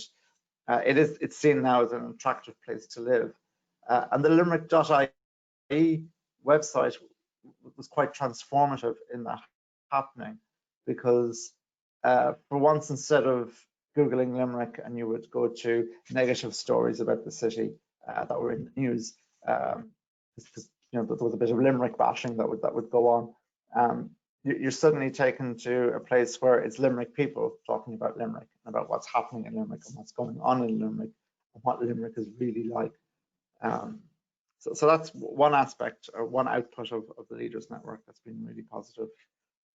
We've developed other things such as the community website. So within that Limerick.ie umbrella, there are community websites. And as a data-driven network, obviously we've been pushing for the regular economic reports, which are fed back to the Leaders Network.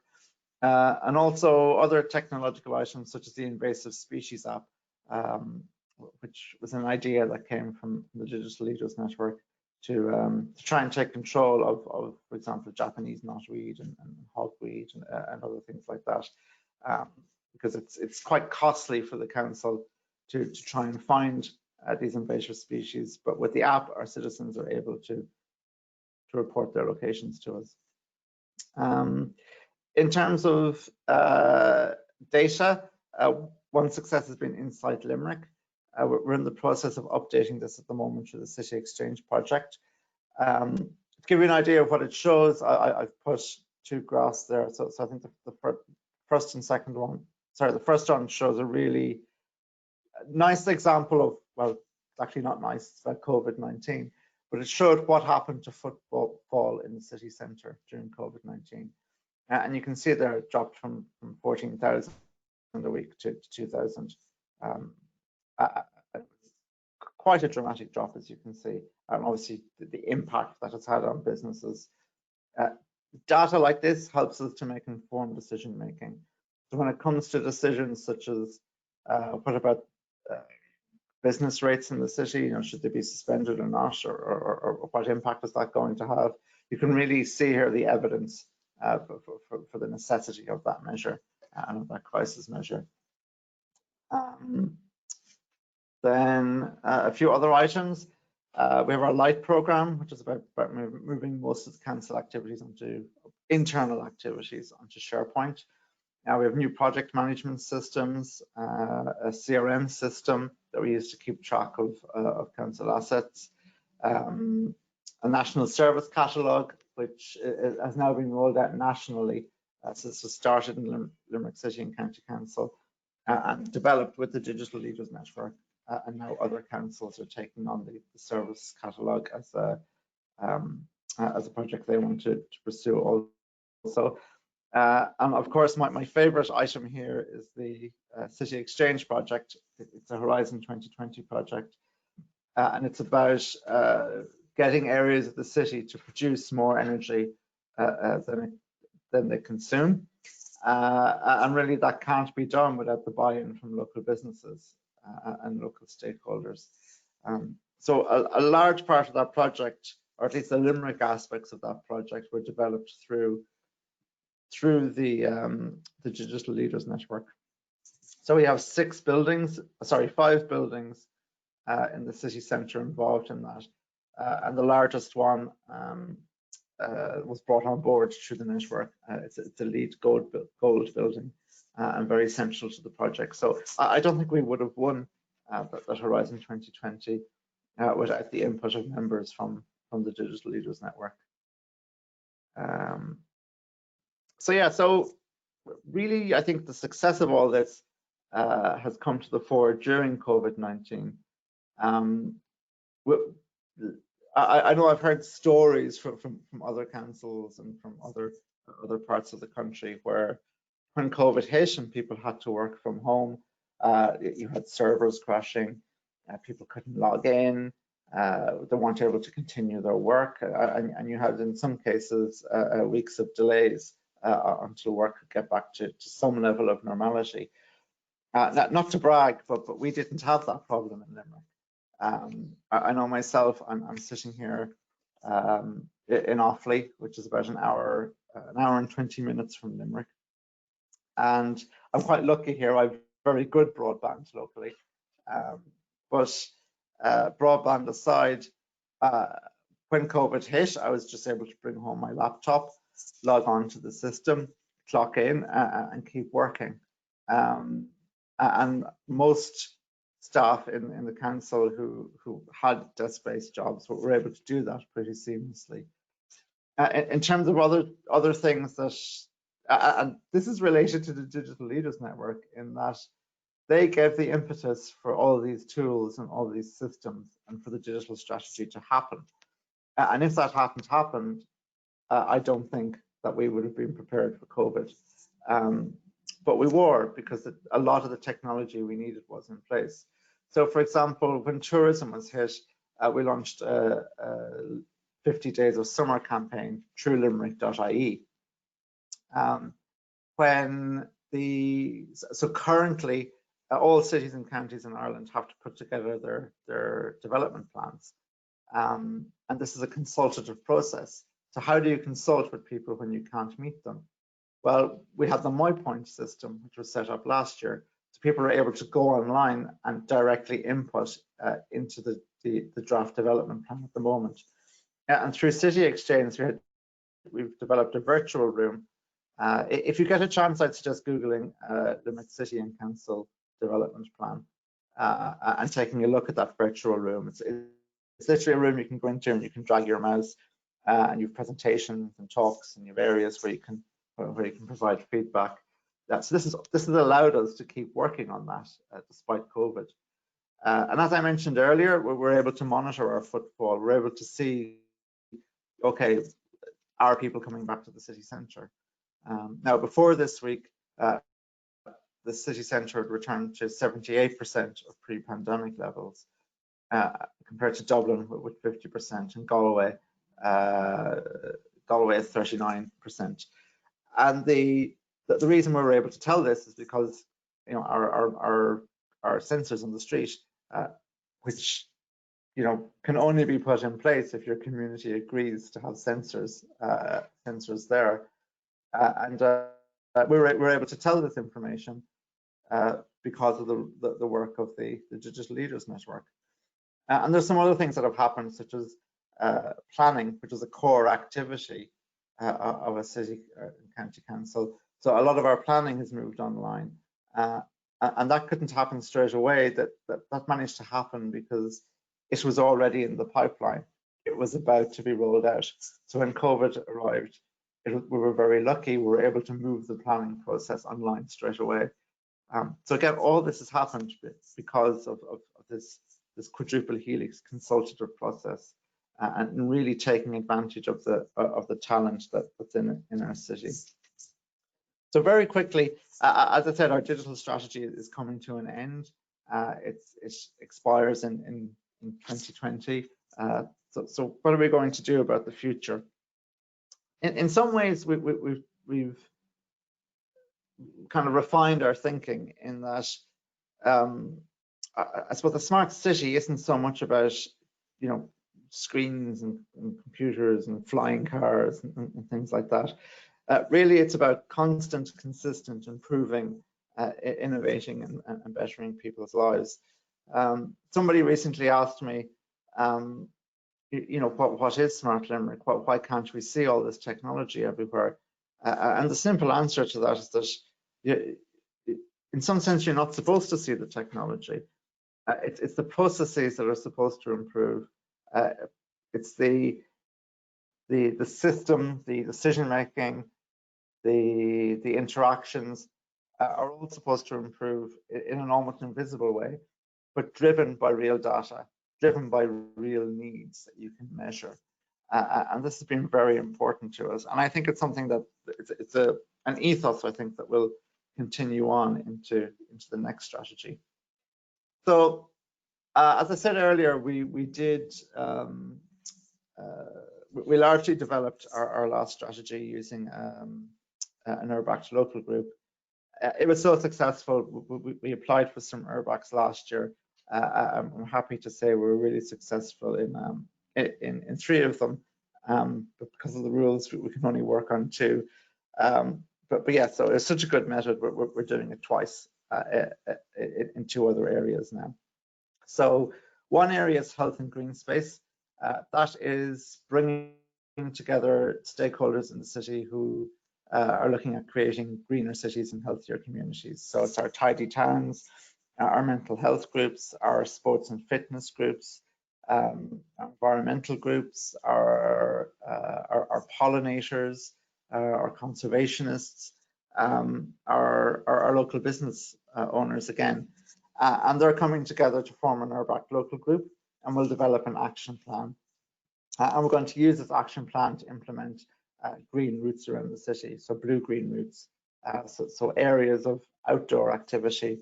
That's where your mental health can be improved in a measurable way, and improvements can be made based on the data that generates. And so we're very excited about that, particularly now with COVID, as so many activities have to move outdoors, and keeping people healthy is so important. We see this activity as vital to the future of the city. Then in terms of Find Your Greatness, this will help us develop the next digital strategy. So again, it has an URBACT local group. And what we've done is we've actually modified the Digital Leaders Network slightly to include a more branding and marketing element. And this is going to help us work on our action plan there, which will help inform the next digital strategy. So also, I suppose I'll skip to this because I already spoke a little bit about Positive City Exchange. I suppose that's an example of where this Horizon 2020 project that was brought in, as I said, through a lot of consultative work and planning with our network. It's really modifying the type of data that we want to look at. So we started off with the basic stuff such as footfall, road traffic, pedestrian counters around the city, and air quality sensors also. But now we want to look at how are people using energy in the city? How are we going to create a low carbon, energy efficient future? And really this project is helping us identify what sources of data we need to look at for that to happen. So that's, I think that's going to largely influence our next strategy also. And I just really skipped past that last slide. Sorry, doesn't seem to want to stop there. There we go. So finally, just to leave you with this image. So networks and plans and strategies can all seem very abstract at times. But But I suppose when you're working at the local government level, these things start to become real. As Mihai, who created the first strategy, once told me, the reason he stayed working in the council for 20 years, even though his skills would have been snapped up in a heartbeat elsewhere, was that the council level is where things happen, where strategies become reality. So that the image you see in front of you is our plan for the Limerick Digital Quarter. And within that red square, so one of the blocks is our positive energy block in the City Exchange project, with Gardens International building, the General Post Office, the Chamber of Commerce and Limerick Youth Services, and Rooney's Auctioneers participating in that project. And then at the other end, so the end where you see the yellow building, that's actually a church. But within that block of buildings, you have the Engine, which is part of Innovate Limerick, a collaboration between Enterprise Ireland and the council. And then that's after buying up some of the buildings beside it to expand into an innovation hub just next door. So in a sense, the ideas that people started to have when the Digital Leaders Network was first created, it's now turning into reality. It's turning into something you can physically see within the city. So I think, in a sense, I think that's the marker of the Digital Leaders Network's success, that their ideas are now turning into reality. So just to say thank you very much for that. And if any of you get a chance to take part in an URBAC project and to start co-creating using that method, I think I'd highly recommend it. So, thanks, Karen. That's great. Thanks very much for that, Terry. I think that's given us again another very good, strong overview of all the great work that's going on in Limerick. And I suppose one of the key things to point out, I suppose, is the type of collaboration that's going on with the network. It's that public-private kind of mix as well, which can be very aspirational for some. It can be hard to get the private enterprises on board. So I think that's, again, testimony to, I suppose, the value of the network, that they do, you know, that they're staying in it and they're in it for the long haul. I think that network has been in place so long with, you know, a very consistent membership, which was great. And obviously, from what you're saying today, the results are very clear as to what it's achieving for Limerick and, you know, beyond Limerick. And it's a great kind of milestone for the rest of us to look towards, you know, to see how things are, you know, achieved on the ground through that kind of network. Yeah, I think one thing it's taught us is that these things take time, but the important thing is that you start them and you put them in place. And this quadruple helix system, it really does work. Yeah, it's great to see it in action. And I just draw your attention, you mentioned Limerick was a Viking city. I think we'll find Waterford was the first Viking city in Ireland, just to get that plug in there. Okay, so thanks very much for that, Terry. I think we'll move on. Just remind people to put their questions and comments into the questions panel on the right-hand side, and we'll address those then at the end. So John Hobbs is our next speaker. So John is considered an expert on clustering in the region, so he's going to give us his overview. And again, this is to kind of push, I suppose, the challenges that Cyber Ireland would have faced in Ireland in setting up a cluster. We don't necessarily have a cluster policy, and I'll let John maybe expand on that, but just to kind of demonstrate the difficulties, that there are challenges that they would have faced, and, you know, the achievements then that they had from that. So I'll pass over to you, John. Sorry, I'll stop talking. Thank you. Thanks very much, Karen, and it's great to be here and be working or presenting here as part of the Cohesion project as well. So thanks very much for the invitation. So just to, I suppose, from my perspective, what I'd like to do is just share a little bit about how clustering has developed in Ireland. You know, the origins of that, the context within these cluster organizations or networks had to get going, the approaches that were taken then, I suppose, a bottom-up approach to clustering, what the current sort of funding landscape and situation looks like, and potentially, I suppose, the opportunities for the future. So to start, I suppose we could start at the start and where clustering sort of came about in Ireland. And one thing I probably forgot to put in the presentation is the role Michael Porter had, I suppose, in terms of clustering, and then the clustering sort of terminology and what's meant by that, and how other nations then, I suppose, gravitated towards that in terms of looking at their competitiveness. So in 1980, Michael Porter released a text, Competitive Strategy, and that text, I suppose, started introducing clustering, networking, and companies innovating together. He followed that up in 1990 with his book, The Competitive Advantage of Nations, in which he proposed a sort of 5-step diamond where companies would be connected to their national sort of natural resources or the factor conditions. They'd be driven by demanding customers.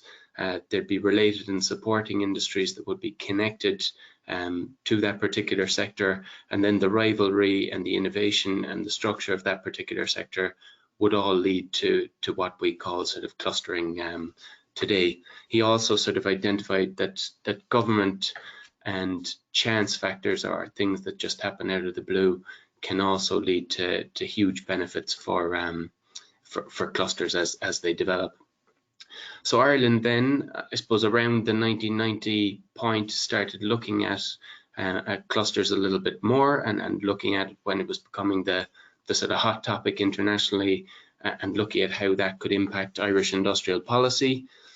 So the Culleton report was written in 1992, and that really looked at reforming, I suppose, how Irish industrial development would become more conducive to supporting sort of innovation and collaboration between companies.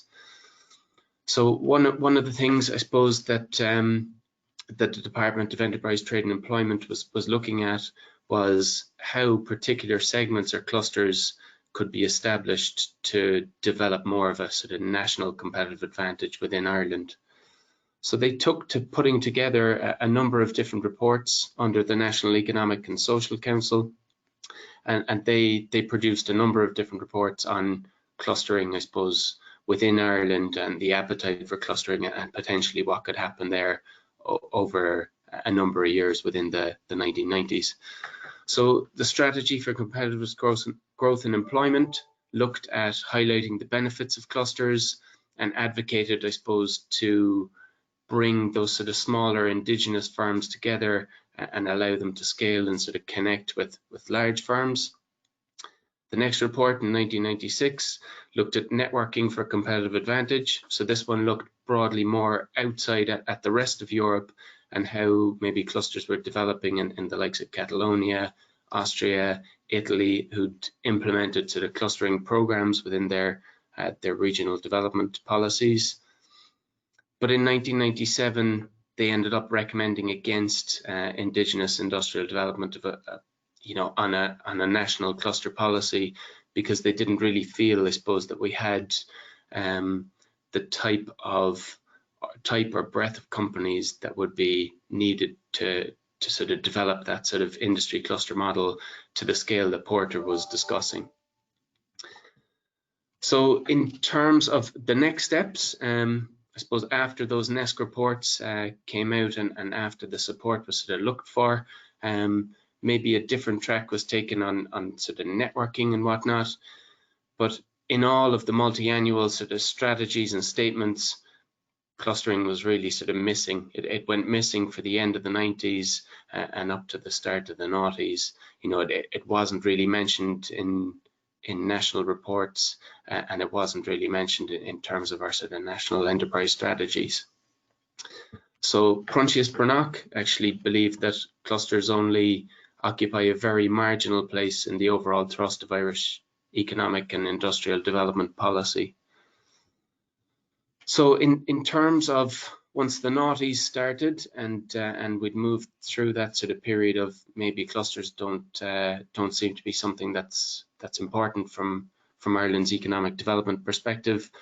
In 2008, I suppose the tune was changed, and there was a number of different clusters that were described in Ireland in the Department of Enterprise, Enterprise Trade and Employment Report in 2008, which showcased a biopharma cluster, internationally traded services cluster, and ICT clusters across Ireland, based, I suppose, predominantly around Cork, Galway, and Dublin. Would be where the hubs of that sort of activity were taking place. But however, to date, there's no specific cluster policy developed at a national level. And if we look under the hood a little bit more, and you sort of Google clusters in Ireland, I suppose in the face of COVID-19, there's more clusters of COVID-19 in Ireland than there are articles published on Google when you search for that on the search engine. Whereas if you look at France or Denmark, the majority of what comes up is based upon their national clustering development programs. So you have Cluster Excellence Denmark, and you have the French national clustering elements.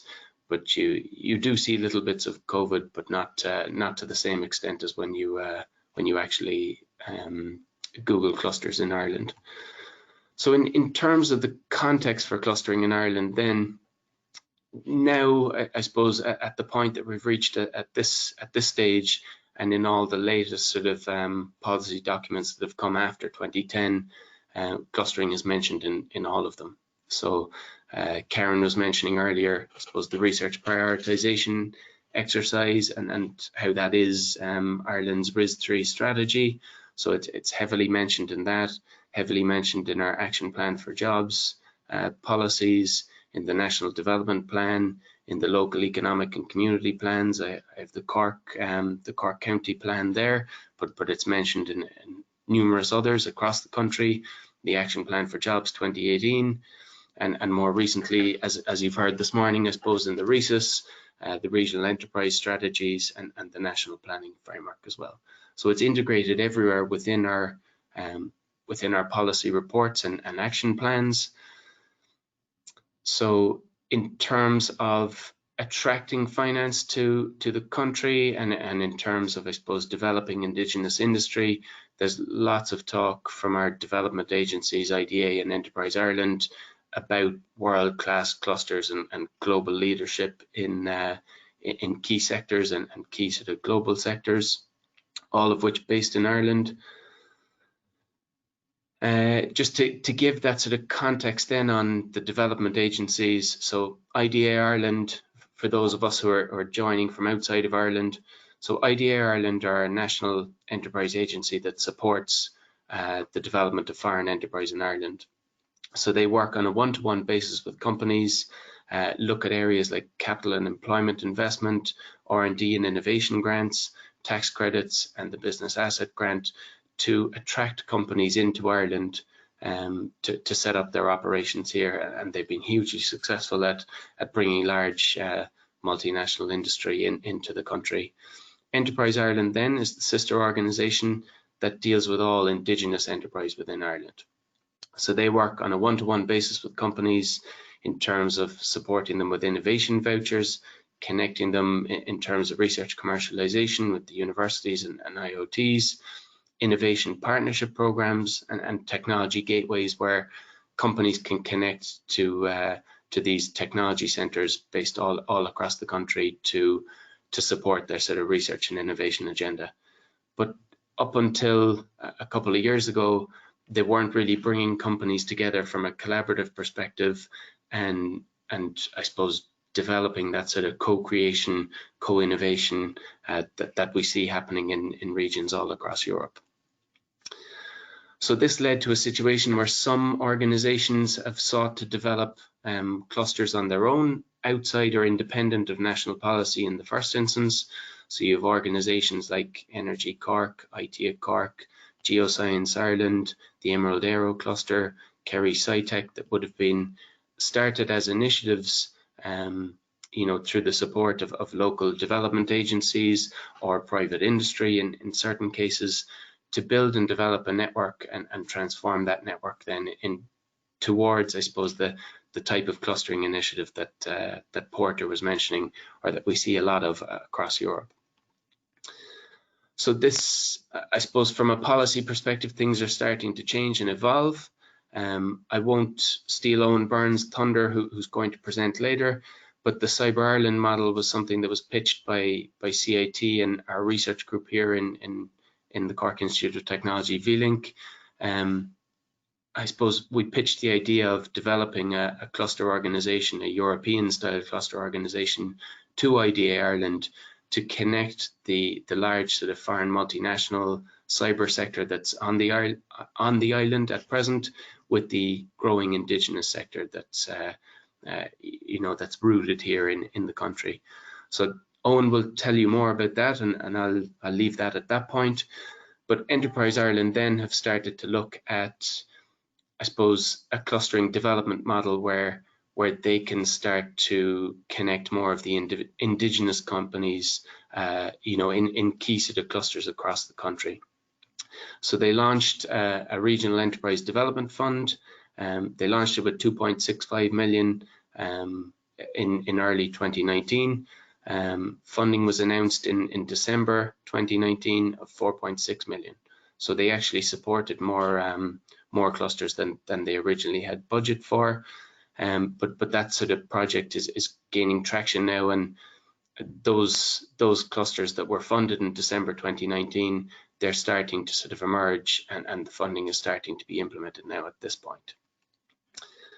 So in terms of the clusters that are in the southern region, you have Cyber Ireland, Energy Cork, IT at Cork, and Kerry SciTech would be the ones that I'd be most aware of.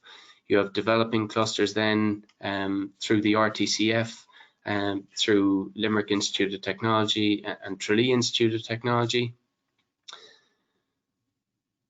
But I suppose we still have difficulties and we still have problems, because even with these particular programs, there's no national definition of a cluster, or there's no definition of what a cluster organization is and what that type of organization does. So there's kind of this disjointed approach, and this leads to the sort of difficulties that have been outlined throughout this presentation. And there's a real lack of clarity, I suppose, in terms of what is a cluster and what isn't a cluster. Even at this point, when we're pumping government funding into these networks and clusters, we don't really have a set of rules and criteria that are published and nationally agreed on as of yet. So the ideal situation would be that we have this national policy. I think that's being called for in the RESUS and a number of different other action plans that have been developed, maybe more at a regional level. And now is the time, I suppose, to join the dots and have that clarity around a national funding policy, so that over the longer term we'd have this national stance on what a cluster is and what type of sort of relationship there will be with national funding agencies over the long-term period, like we see in regions like Catalonia, in regions in Austria, where they've built and developed a long-term sustainable cluster program, where they're reaping huge rewards in terms of the innovation from those. So there's 4 real priority areas for cluster development, and these relate to enhancing research development and innovation, facilitating internationalization and business growth, supporting skills development, education and training, and mapping promotion and networking for the companies that are involved in those. And we see, I suppose, a role for each of those particular areas being developed by those cluster organizations to bring real actionable benefits back to their members.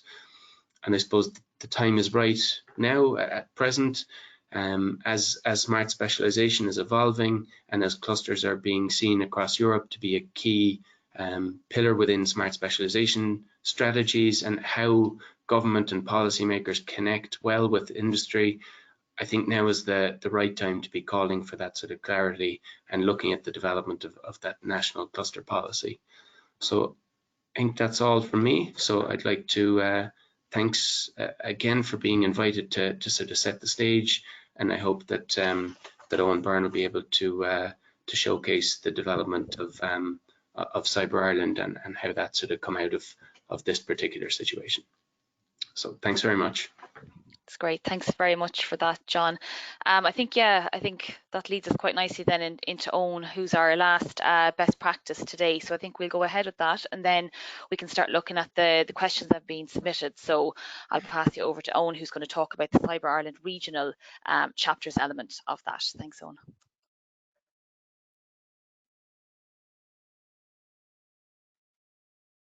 Hi, Karen, how are things? Thanks very much for the opportunity to present Cyber Ireland here today. And thanks to John for doing most of the hard work in setting out the scene for cluster development and cluster policy in organisations in Ireland. So I'm going to talk about Cyber Ireland, which is the National Cybersecurity Cluster Organisation for Ireland.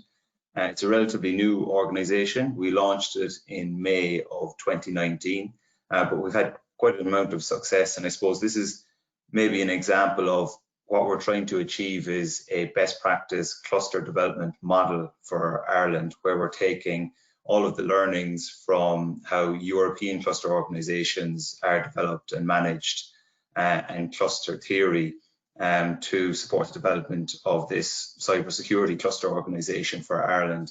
Because as John outlined, there's kind of been a different policy context for Ireland with regards to the development and support at a national level for cluster organisations. And I'm also going to talk then about a specific regional initiative as part of Cyber Ireland, because although we're the National Cybersecurity Cluster Organisation, we cover the whole of the country. We're specifically looking at how to drive kind of regional buy-in and regional value for specific areas of Ireland through the cluster as well. So I'll be talking about specific initiative there around these regional chapters that we've developed. So as I said, Cyber Ireland was launched in May of last year, and our overall goal is to represent the cybersecurity industry in Ireland. We have a national scope, and the reason for that is because our aim is to put Ireland on the map as being a leading location internationally for cybersecurity. And we can't do that if we just look at it from a regional perspective for Ireland, because it's just too small. Now, I'm based down in Cork, in the very south of the country, where there is a hub of cybersecurity capacity, multinational companies and SMEs. So this is very much the centre of the cluster for cybersecurity. But if we were only to look at the Cork region for developing this cluster, we would miss out on our international opportunity and vision of putting Ireland on the map, because as you can see from the dots around this map here, our members, 180 of them that have signed up to be part of the cluster in the first 15 to 16 months, they're actually spread across the whole of the country. So you have hubs in Cork in the south, very much so in Dublin, the east of the country, but they're also sprinkled around the west of the country and even up as far as the northwest into Sligo and Donegal as well. And our key objectives are around enhancing the innovation, growth and competitiveness of the companies and organisations that are part of the cluster. So traditionally, organisations in Ireland that might call themselves cluster organisations would generally be focused on being industry associations or networking bodies, representing their members at a regional and a national level, providing networking services. But I suppose what we're trying to do is to take that to the next level with regards to developing an innovation cluster, supporting the companies through that. So I suppose where this all started out from and where the need for this cluster organisation came about was that there was a global market opportunity identified.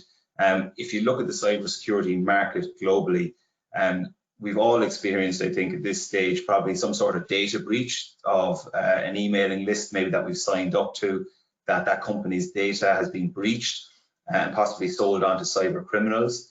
And if we look at the impact of COVID-19 over the past 7 months, there has been a huge increase in the amount of cyber attacks and cyber threats, everything from increased phishing scams to ransomware attacks, and cyber criminals are very much taking advantage of the COVID-19 pandemic. We actually even see it in critical national infrastructure in areas like telecoms and utilities. And there are examples of cyber criminals targeting hospitals in Czechia and Czech Republic and the US with ransomware attacks. So they're taking advantage of this global pandemic, which means there's actually an increase in the need for cybersecurity. And every year there is trillions of dollars in damage done due to cybercrime. And because of this, and because I suppose our economies are moving to more digitally intensive economies, there's a greater need for cybersecurity, and that global market then for cybersecurity is increasing year on year. And so if we were to look at the Irish market, it's actually quite small. It's only 500 million per annum. So really our goal is to support any companies or organizations in Ireland that have a global vision and that are looking to address the global cybersecurity market. But cybersecurity is important for all sectors of the economy. It's not just looking at it as a pure sectoral focus.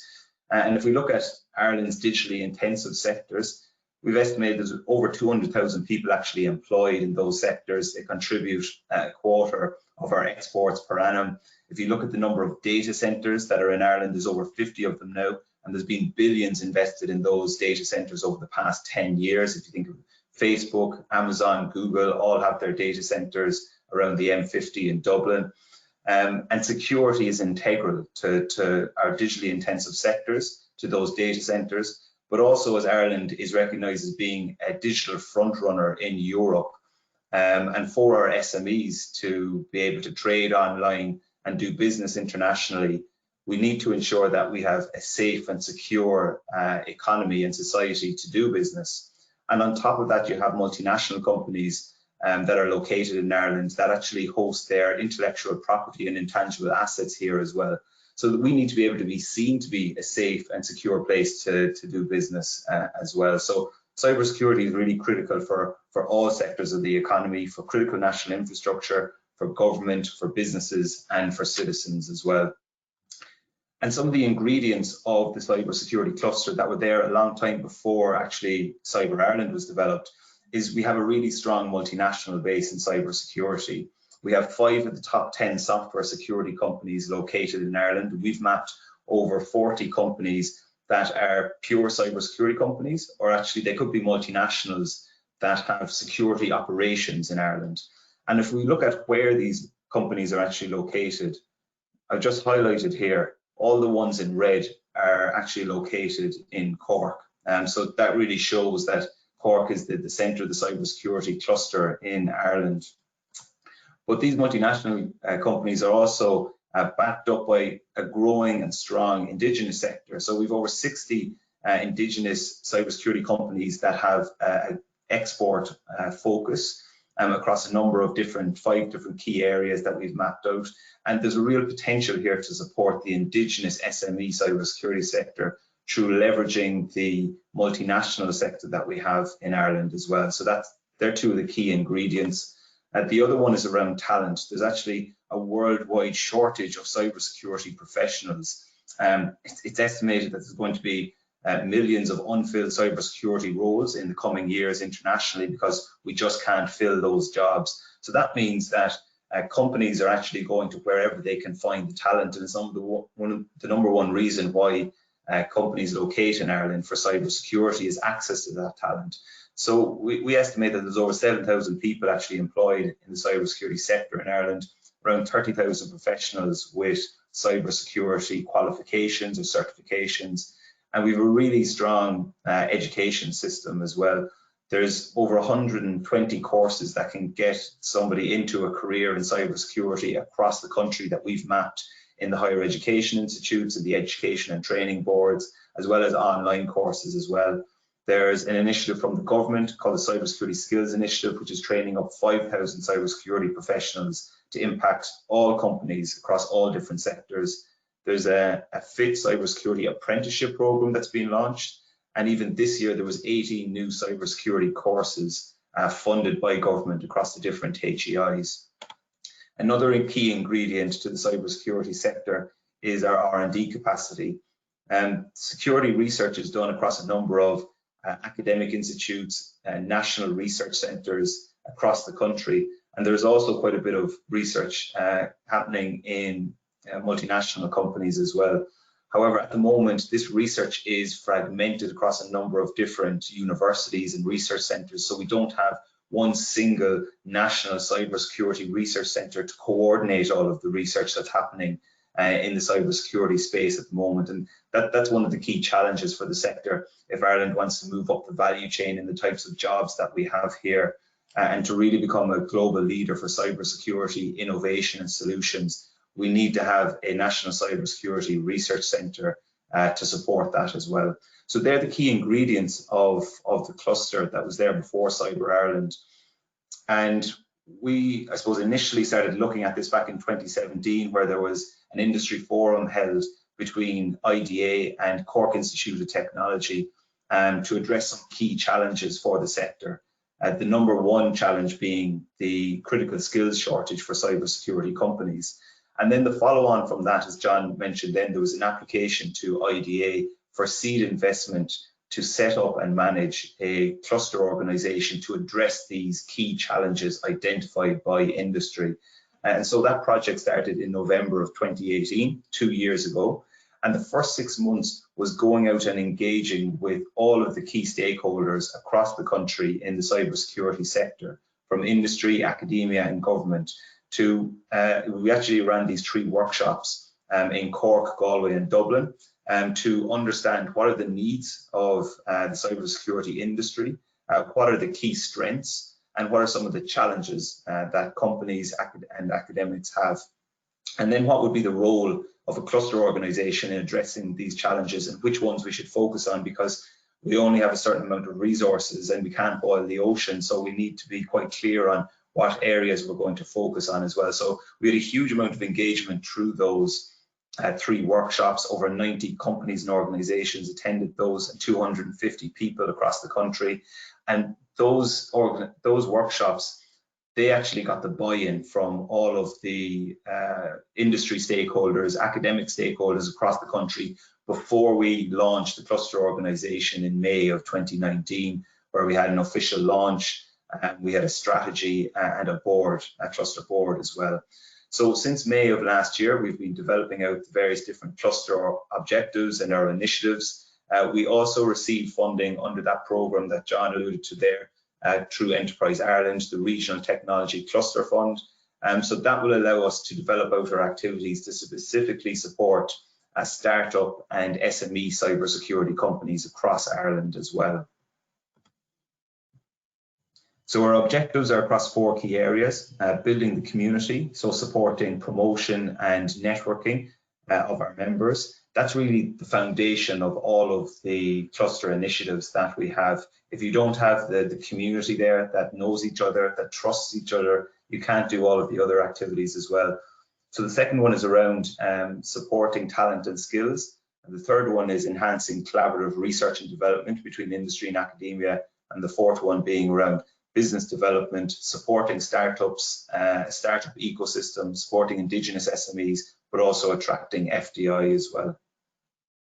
So what I'm going to talk about next is the regional chapters and why we actually set these up. And I'll go back to the initiation workshops that we ran in February of 2019 in Cork, Galway and Dublin.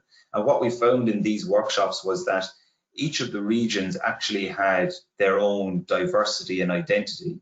So each of the regions had their own strengths. Some of them had specific sectoral strengths that they were interested in, whether it be the security of financial services or security of manufacturing or IT companies. Others were more focused on pure cybersecurity companies like we have in the south. Others would have had more multinational companies. Others in the west of the country had more startups and SMEs. And then some of them had different challenges as well. Some of them were looking to develop internship programs where college students could go in and work in industry or develop new courses in specific areas. Others were more interested in national advocacy and promotion. So we kind of understood that there was diversity across the different regions and that we needed regional buy-in to be able to drive the cluster and feed into our national activities. So you can actually see from the surveys that we ran at these workshops, the numbers here show the priorities of the workshop when we were in Cork compared to the overall priorities for Ireland. And there's kind of differences there between what the attendees at those workshops actually voted for should be the cluster initiatives going into our cluster strategy. The other thing I suppose we need to be aware of as well is when you're talking about a cluster organization or a cluster, it has its benefits from the geographic proximity of the members of the cluster being close to one another so that they can meet, they can attend networking events so that they can do business together. And it's kind of suggested in the cluster theory that this should be around a 2-hour radius from the center of the cluster organization. So if we look at Cork being the center of the cluster, and if you go out 2 hours from that, you would only be able to capture a certain, I suppose, number of the cybersecurity companies in Ireland. So what we did was, while we wanted the cluster to be at a national level, we decided that we needed to drive this through the different regions. And where we would start would be with the South chapter, as that had, I suppose, the biggest concentration of companies in Ireland. So we set up these regional chapters with the aim of gaining buy-in from the regional stakeholders across industry, academia and government. The aim there was to identify and build on the regional strengths of each of these regions, to address the specific challenges that each of them may have, and then to provide a regular meetup for the cybersecurity community. So building the community, having regular networking events, but all of this would then feed into the national Cyber Ireland activities, and that we would have a critical mass then at a national level to represent the sector for industry, academia and government. It was important that these regional chapters as well, that they weren't being dictated by Cyber Ireland, that they were actually driven by local regional stakeholders from industry. So that was a kind of a key requirement that we set out, that we needed to identify the leaders in the region that would drive this and would be able to identify what were the key strengths and challenges for the region as well. So the first one we set up was the South chapter in Cork. We launched that in February of this year, and we had a really good attendance. There was over 80 people attending that workshop in Cork. We had the director of the National Cybersecurity Centre down to attend that. And we set out what was the vision for these regional chapters. We invited people to get involved. We surveyed the members to understand what their interest areas are, the strengths, the weaknesses. And after that as well, we had a small meeting with senior leaders from about 8 key companies, 2 universities and the National Cybersecurity Centre as well, to define the specific interests, the strengths and the weaknesses for that region. We also identified who are going to be the chapter leads. So we kind of identified key people from industry and set them the task of organising the regular events for the cybersecurity community, identifying those regional strengths and challenges, and that they would work with the cluster manager and the cluster board to disseminate Cyber Ireland's national activities, but also focus on what specific regional initiatives could be identified and how we could support those from a national level as well. So I suppose if we were to look at some of the successes to date of the South chapter, which was just set up in February of this year, I suppose the key one was identifying those key strengths, which they've looked at around threat intelligence and IoT security. They've also organised a number of regular meetings. Now, these would have been held in person, but they've all been moved online due to COVID. So we had one in May around from now to reopening, facing the security challenges. We had another one then in June around cybersecurity and the workforce of the future, the human element. And more recently then we had one in September around threat intelligence and sharing. And we had such a good response to this actual workshop and interest in the topic that the South chapter decided this should be kind of one of their key focus areas. And they're actually setting up a working group as part of Cyber Ireland now to look at this area of threat intelligence and sharing, where they're going to be running a number of workshops over the coming months to take somebody from an introductory level in threat intel right up to advanced. And it's moving actually from something that was just part of the South chapter to it's going to become a national initiative as part of Cyber Ireland now.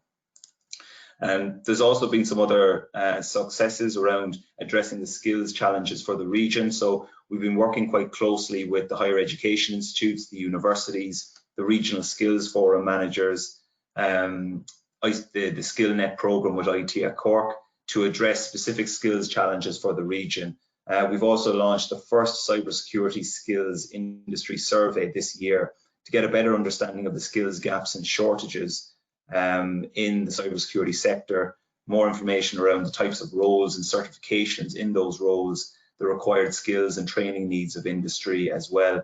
So we had a really good response from that, but the reason was we were able to go out through the regional chapters to push that out and to get a very good response rate as well. So in summary, I suppose we've set up these regional chapters. The South one has been such a success that afterwards we then set up one for the west of the country, and that's based in Galway, and it's a partnership with another industry association or cluster organisation called ITAG, which represents the ICT sector in the west of the country. So they run the regional activities. They have a specific Cyber Ireland chapter there, which feeds into the overall national activities then. And then recently we've been developing another one in the northwest of the country, up in Donegal and Sligo, which is going to launch in the first week of November.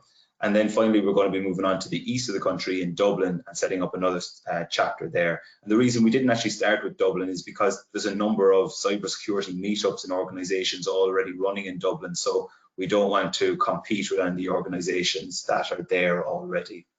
And so in closing, I suppose these kind of regional chapters, I think, is a nice example of a regional initiative led by the local stakeholders from industry, academia and government to address the key challenges for their region, but that it feeds up into the national level Cyber Ireland activities then as well, and how we were able to give a voice for the regional Cyber Ireland members that benefits, I suppose, the overall cluster organisation at a national level as well.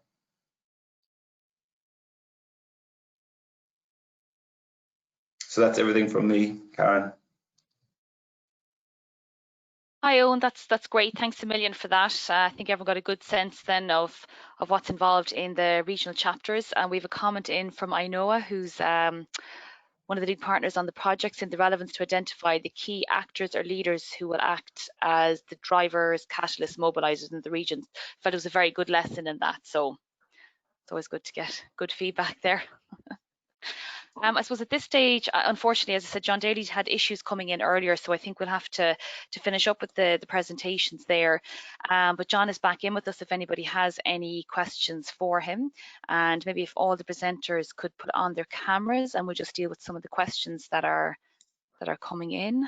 So again, just to remind everybody, if they could put their questions into the question sections on the right-hand side of their grab tab, as it's called. Okay, so we have a question in from one of the partners. So she's just identifying that the RESIS is at a NUTS 2 level, which is correct, and Limerick then itself is at a county level, and asking does it have its own strategy, and if yes, how is it related to the RESIS? And then kind of a final kind of point, what about S3? So I suppose maybe if Terry wants to take that, or even one of the planners actually. So just to acknowledge that Limerick is its own county, it's not a NUTS 3. And it does have its own strategy in terms of the development plan, but maybe if somebody wants to just maybe elaborate on that. Yeah, will I take that one, Dominic, or do you want, will I share it with Dominic there? Just a couple of pointers on that. So basically, yes, you're right. The strategy is at a NUTS 2 level, but it is a thematic approach, and our objectives and actions are relevant for different geographies, the region as a whole, the sub-region, county level and settlement level. And we recognise the attributes and strengths of the NUTS 3 level, such as the Southwest, Midwest and Southeast, but our strategy does speak to the region as a whole. But our objectives have to be followed through for local level implementation, such as county development plans. We engage and make detailed observations to county development plan processes to ensure alignment with our strategy and ensure the opportunities and initiatives identified in our strategy are taken up at the local level. We work closely with the local authority sector, in particular in the development of their local policies, their development plan policies. On S3 itself, we promote S3 approaches in our engagement and submissions to national policy, such as the National Economic Recovery Plan, in our engagement with NUTS 3-level regional enterprise plans, with economic agencies, and consultation on economic policy at local level. Section 4.2 of the RESIS, the economic strategy, embeds and supports S3 as a key economic principle for our economic strategy, and these objectives have to be integrated into policy making at the local level. And just a final point, Limerick is part of the metropolitan area for the Limerick Shannon. It has a specific metropolitan area strategic plan. There's very specific supports to S3 and clusters for growth in Limerick Shannon as an engine for as an economic engine for our region, and they are very much identified for the Limerick area in the MASP specifically. So hope that kind of answers it. There's a lot of things going on there with that answer. We can pass it forward to the person who asked the question as well, but hope that gives a steer. If there's anything else there, Dominic, also.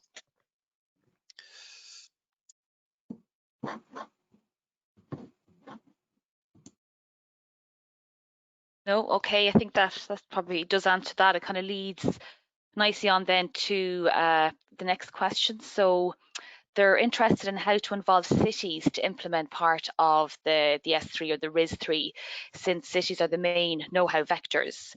So we need to tackle the challenge of a more effective city-region relation with regard to RIS3. And I think that's reflected in the RESIS in terms we have MASPs developed within that. So again, sorry, maybe Robert or Dominic maybe want to just elaborate on the MASPs and I suppose how they were implemented in tandem with the RESIS. Thanks, Karen. The MASPs were based around a defined metropolitan area, and were developed with various partners, but particularly the local authorities. But they're going forward now in terms of developing associated strategies such as transport strategies for each of the metropolitan areas, and also the cities are seen and the metropolitan areas are seen as regional drivers. So they are drivers for the wider region, and also we would see the cities as well as having collaborative potential to enable them to be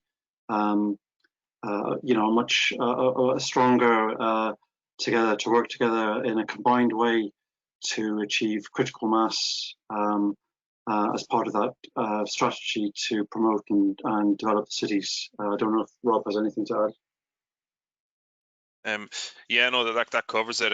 Like there's key themes all the cities have in common, especially as smart cities. Each of them, as we had the excellent presentation today showing Limerick's example. So obviously Waterford and Cork as well. They are networked through the All Ireland Smart Cities Forum, but it's what we said earlier on about the cities working in partnership, their collective strengths. So they have these things in common, which are very relevant to S3. They're each a learning city, and there's a lot of initiatives around that each of our cities drives the region as learning cities to drive a learning region, smart cities to drive a smart region.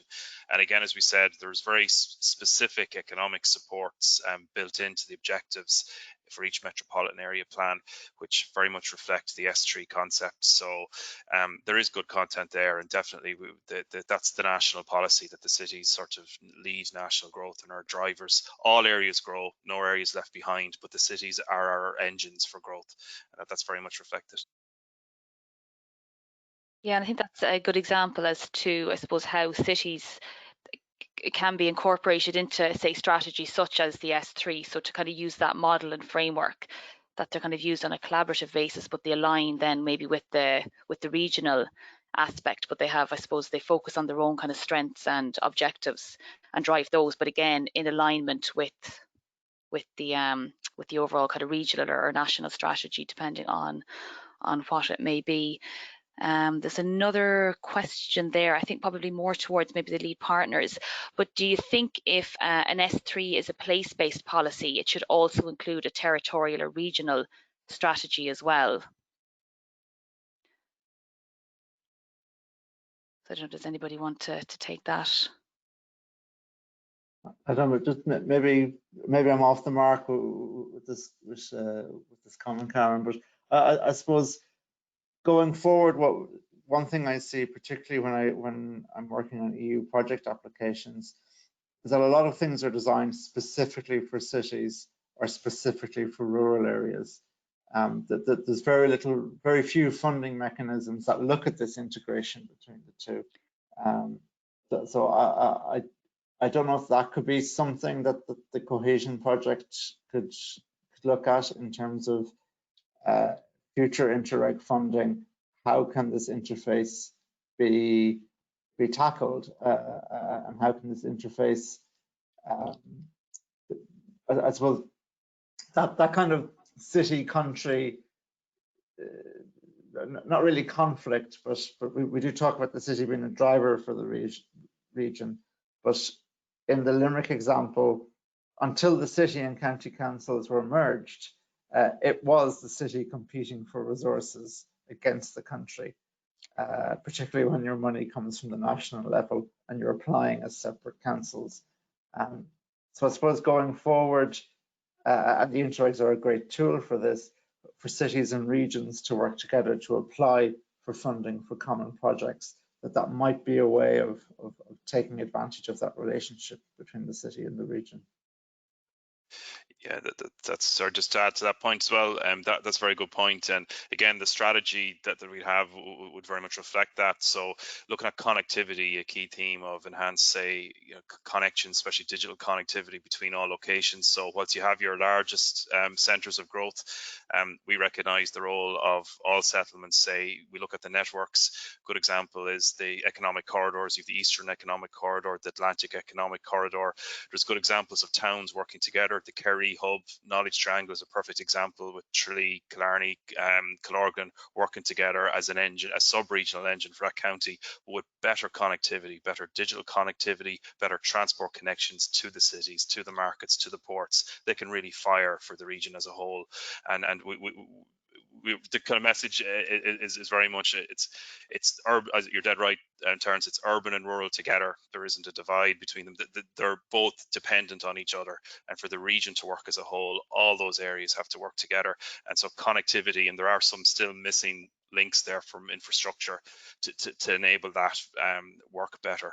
So as you said, some of the collaborative projects there could be just around getting the better connections in place to allow them to network better together. Yeah, I think they're very good points. It's always that sensitivity around that kind of rural-urban divide. So again, maybe that gets rid of that by getting them to work together collaboratively. So like you say, that could be, you're bringing in there your multi-levels, I suppose, there in terms of kind of city and county. Then that's another kind of model that we could maybe look towards in terms of that kind of MLG framework. Yeah, Karen, I was just going to say as well that, we've talked about the cities as economic engines, but the RESIS also has a strong focus on rural development and also the different sectors of the economy, a sectoral approach.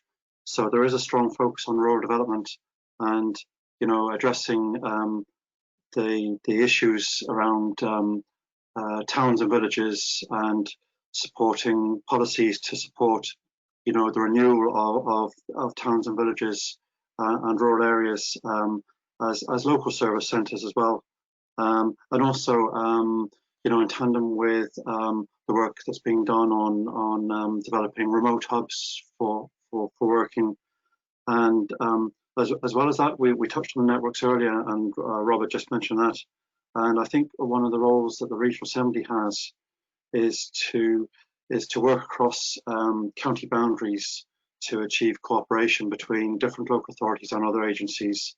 And I'd hope that the benefits of that will be seen more as we go further into the implementation of the RESIS and the various regional policy objectives. Yeah, thanks for that. Yeah, I think that maybe answers that question. I don't see any more coming in. Does anybody or any of the partners specifically have any questions on any of the good practices that they want the speakers or presenters to elaborate on?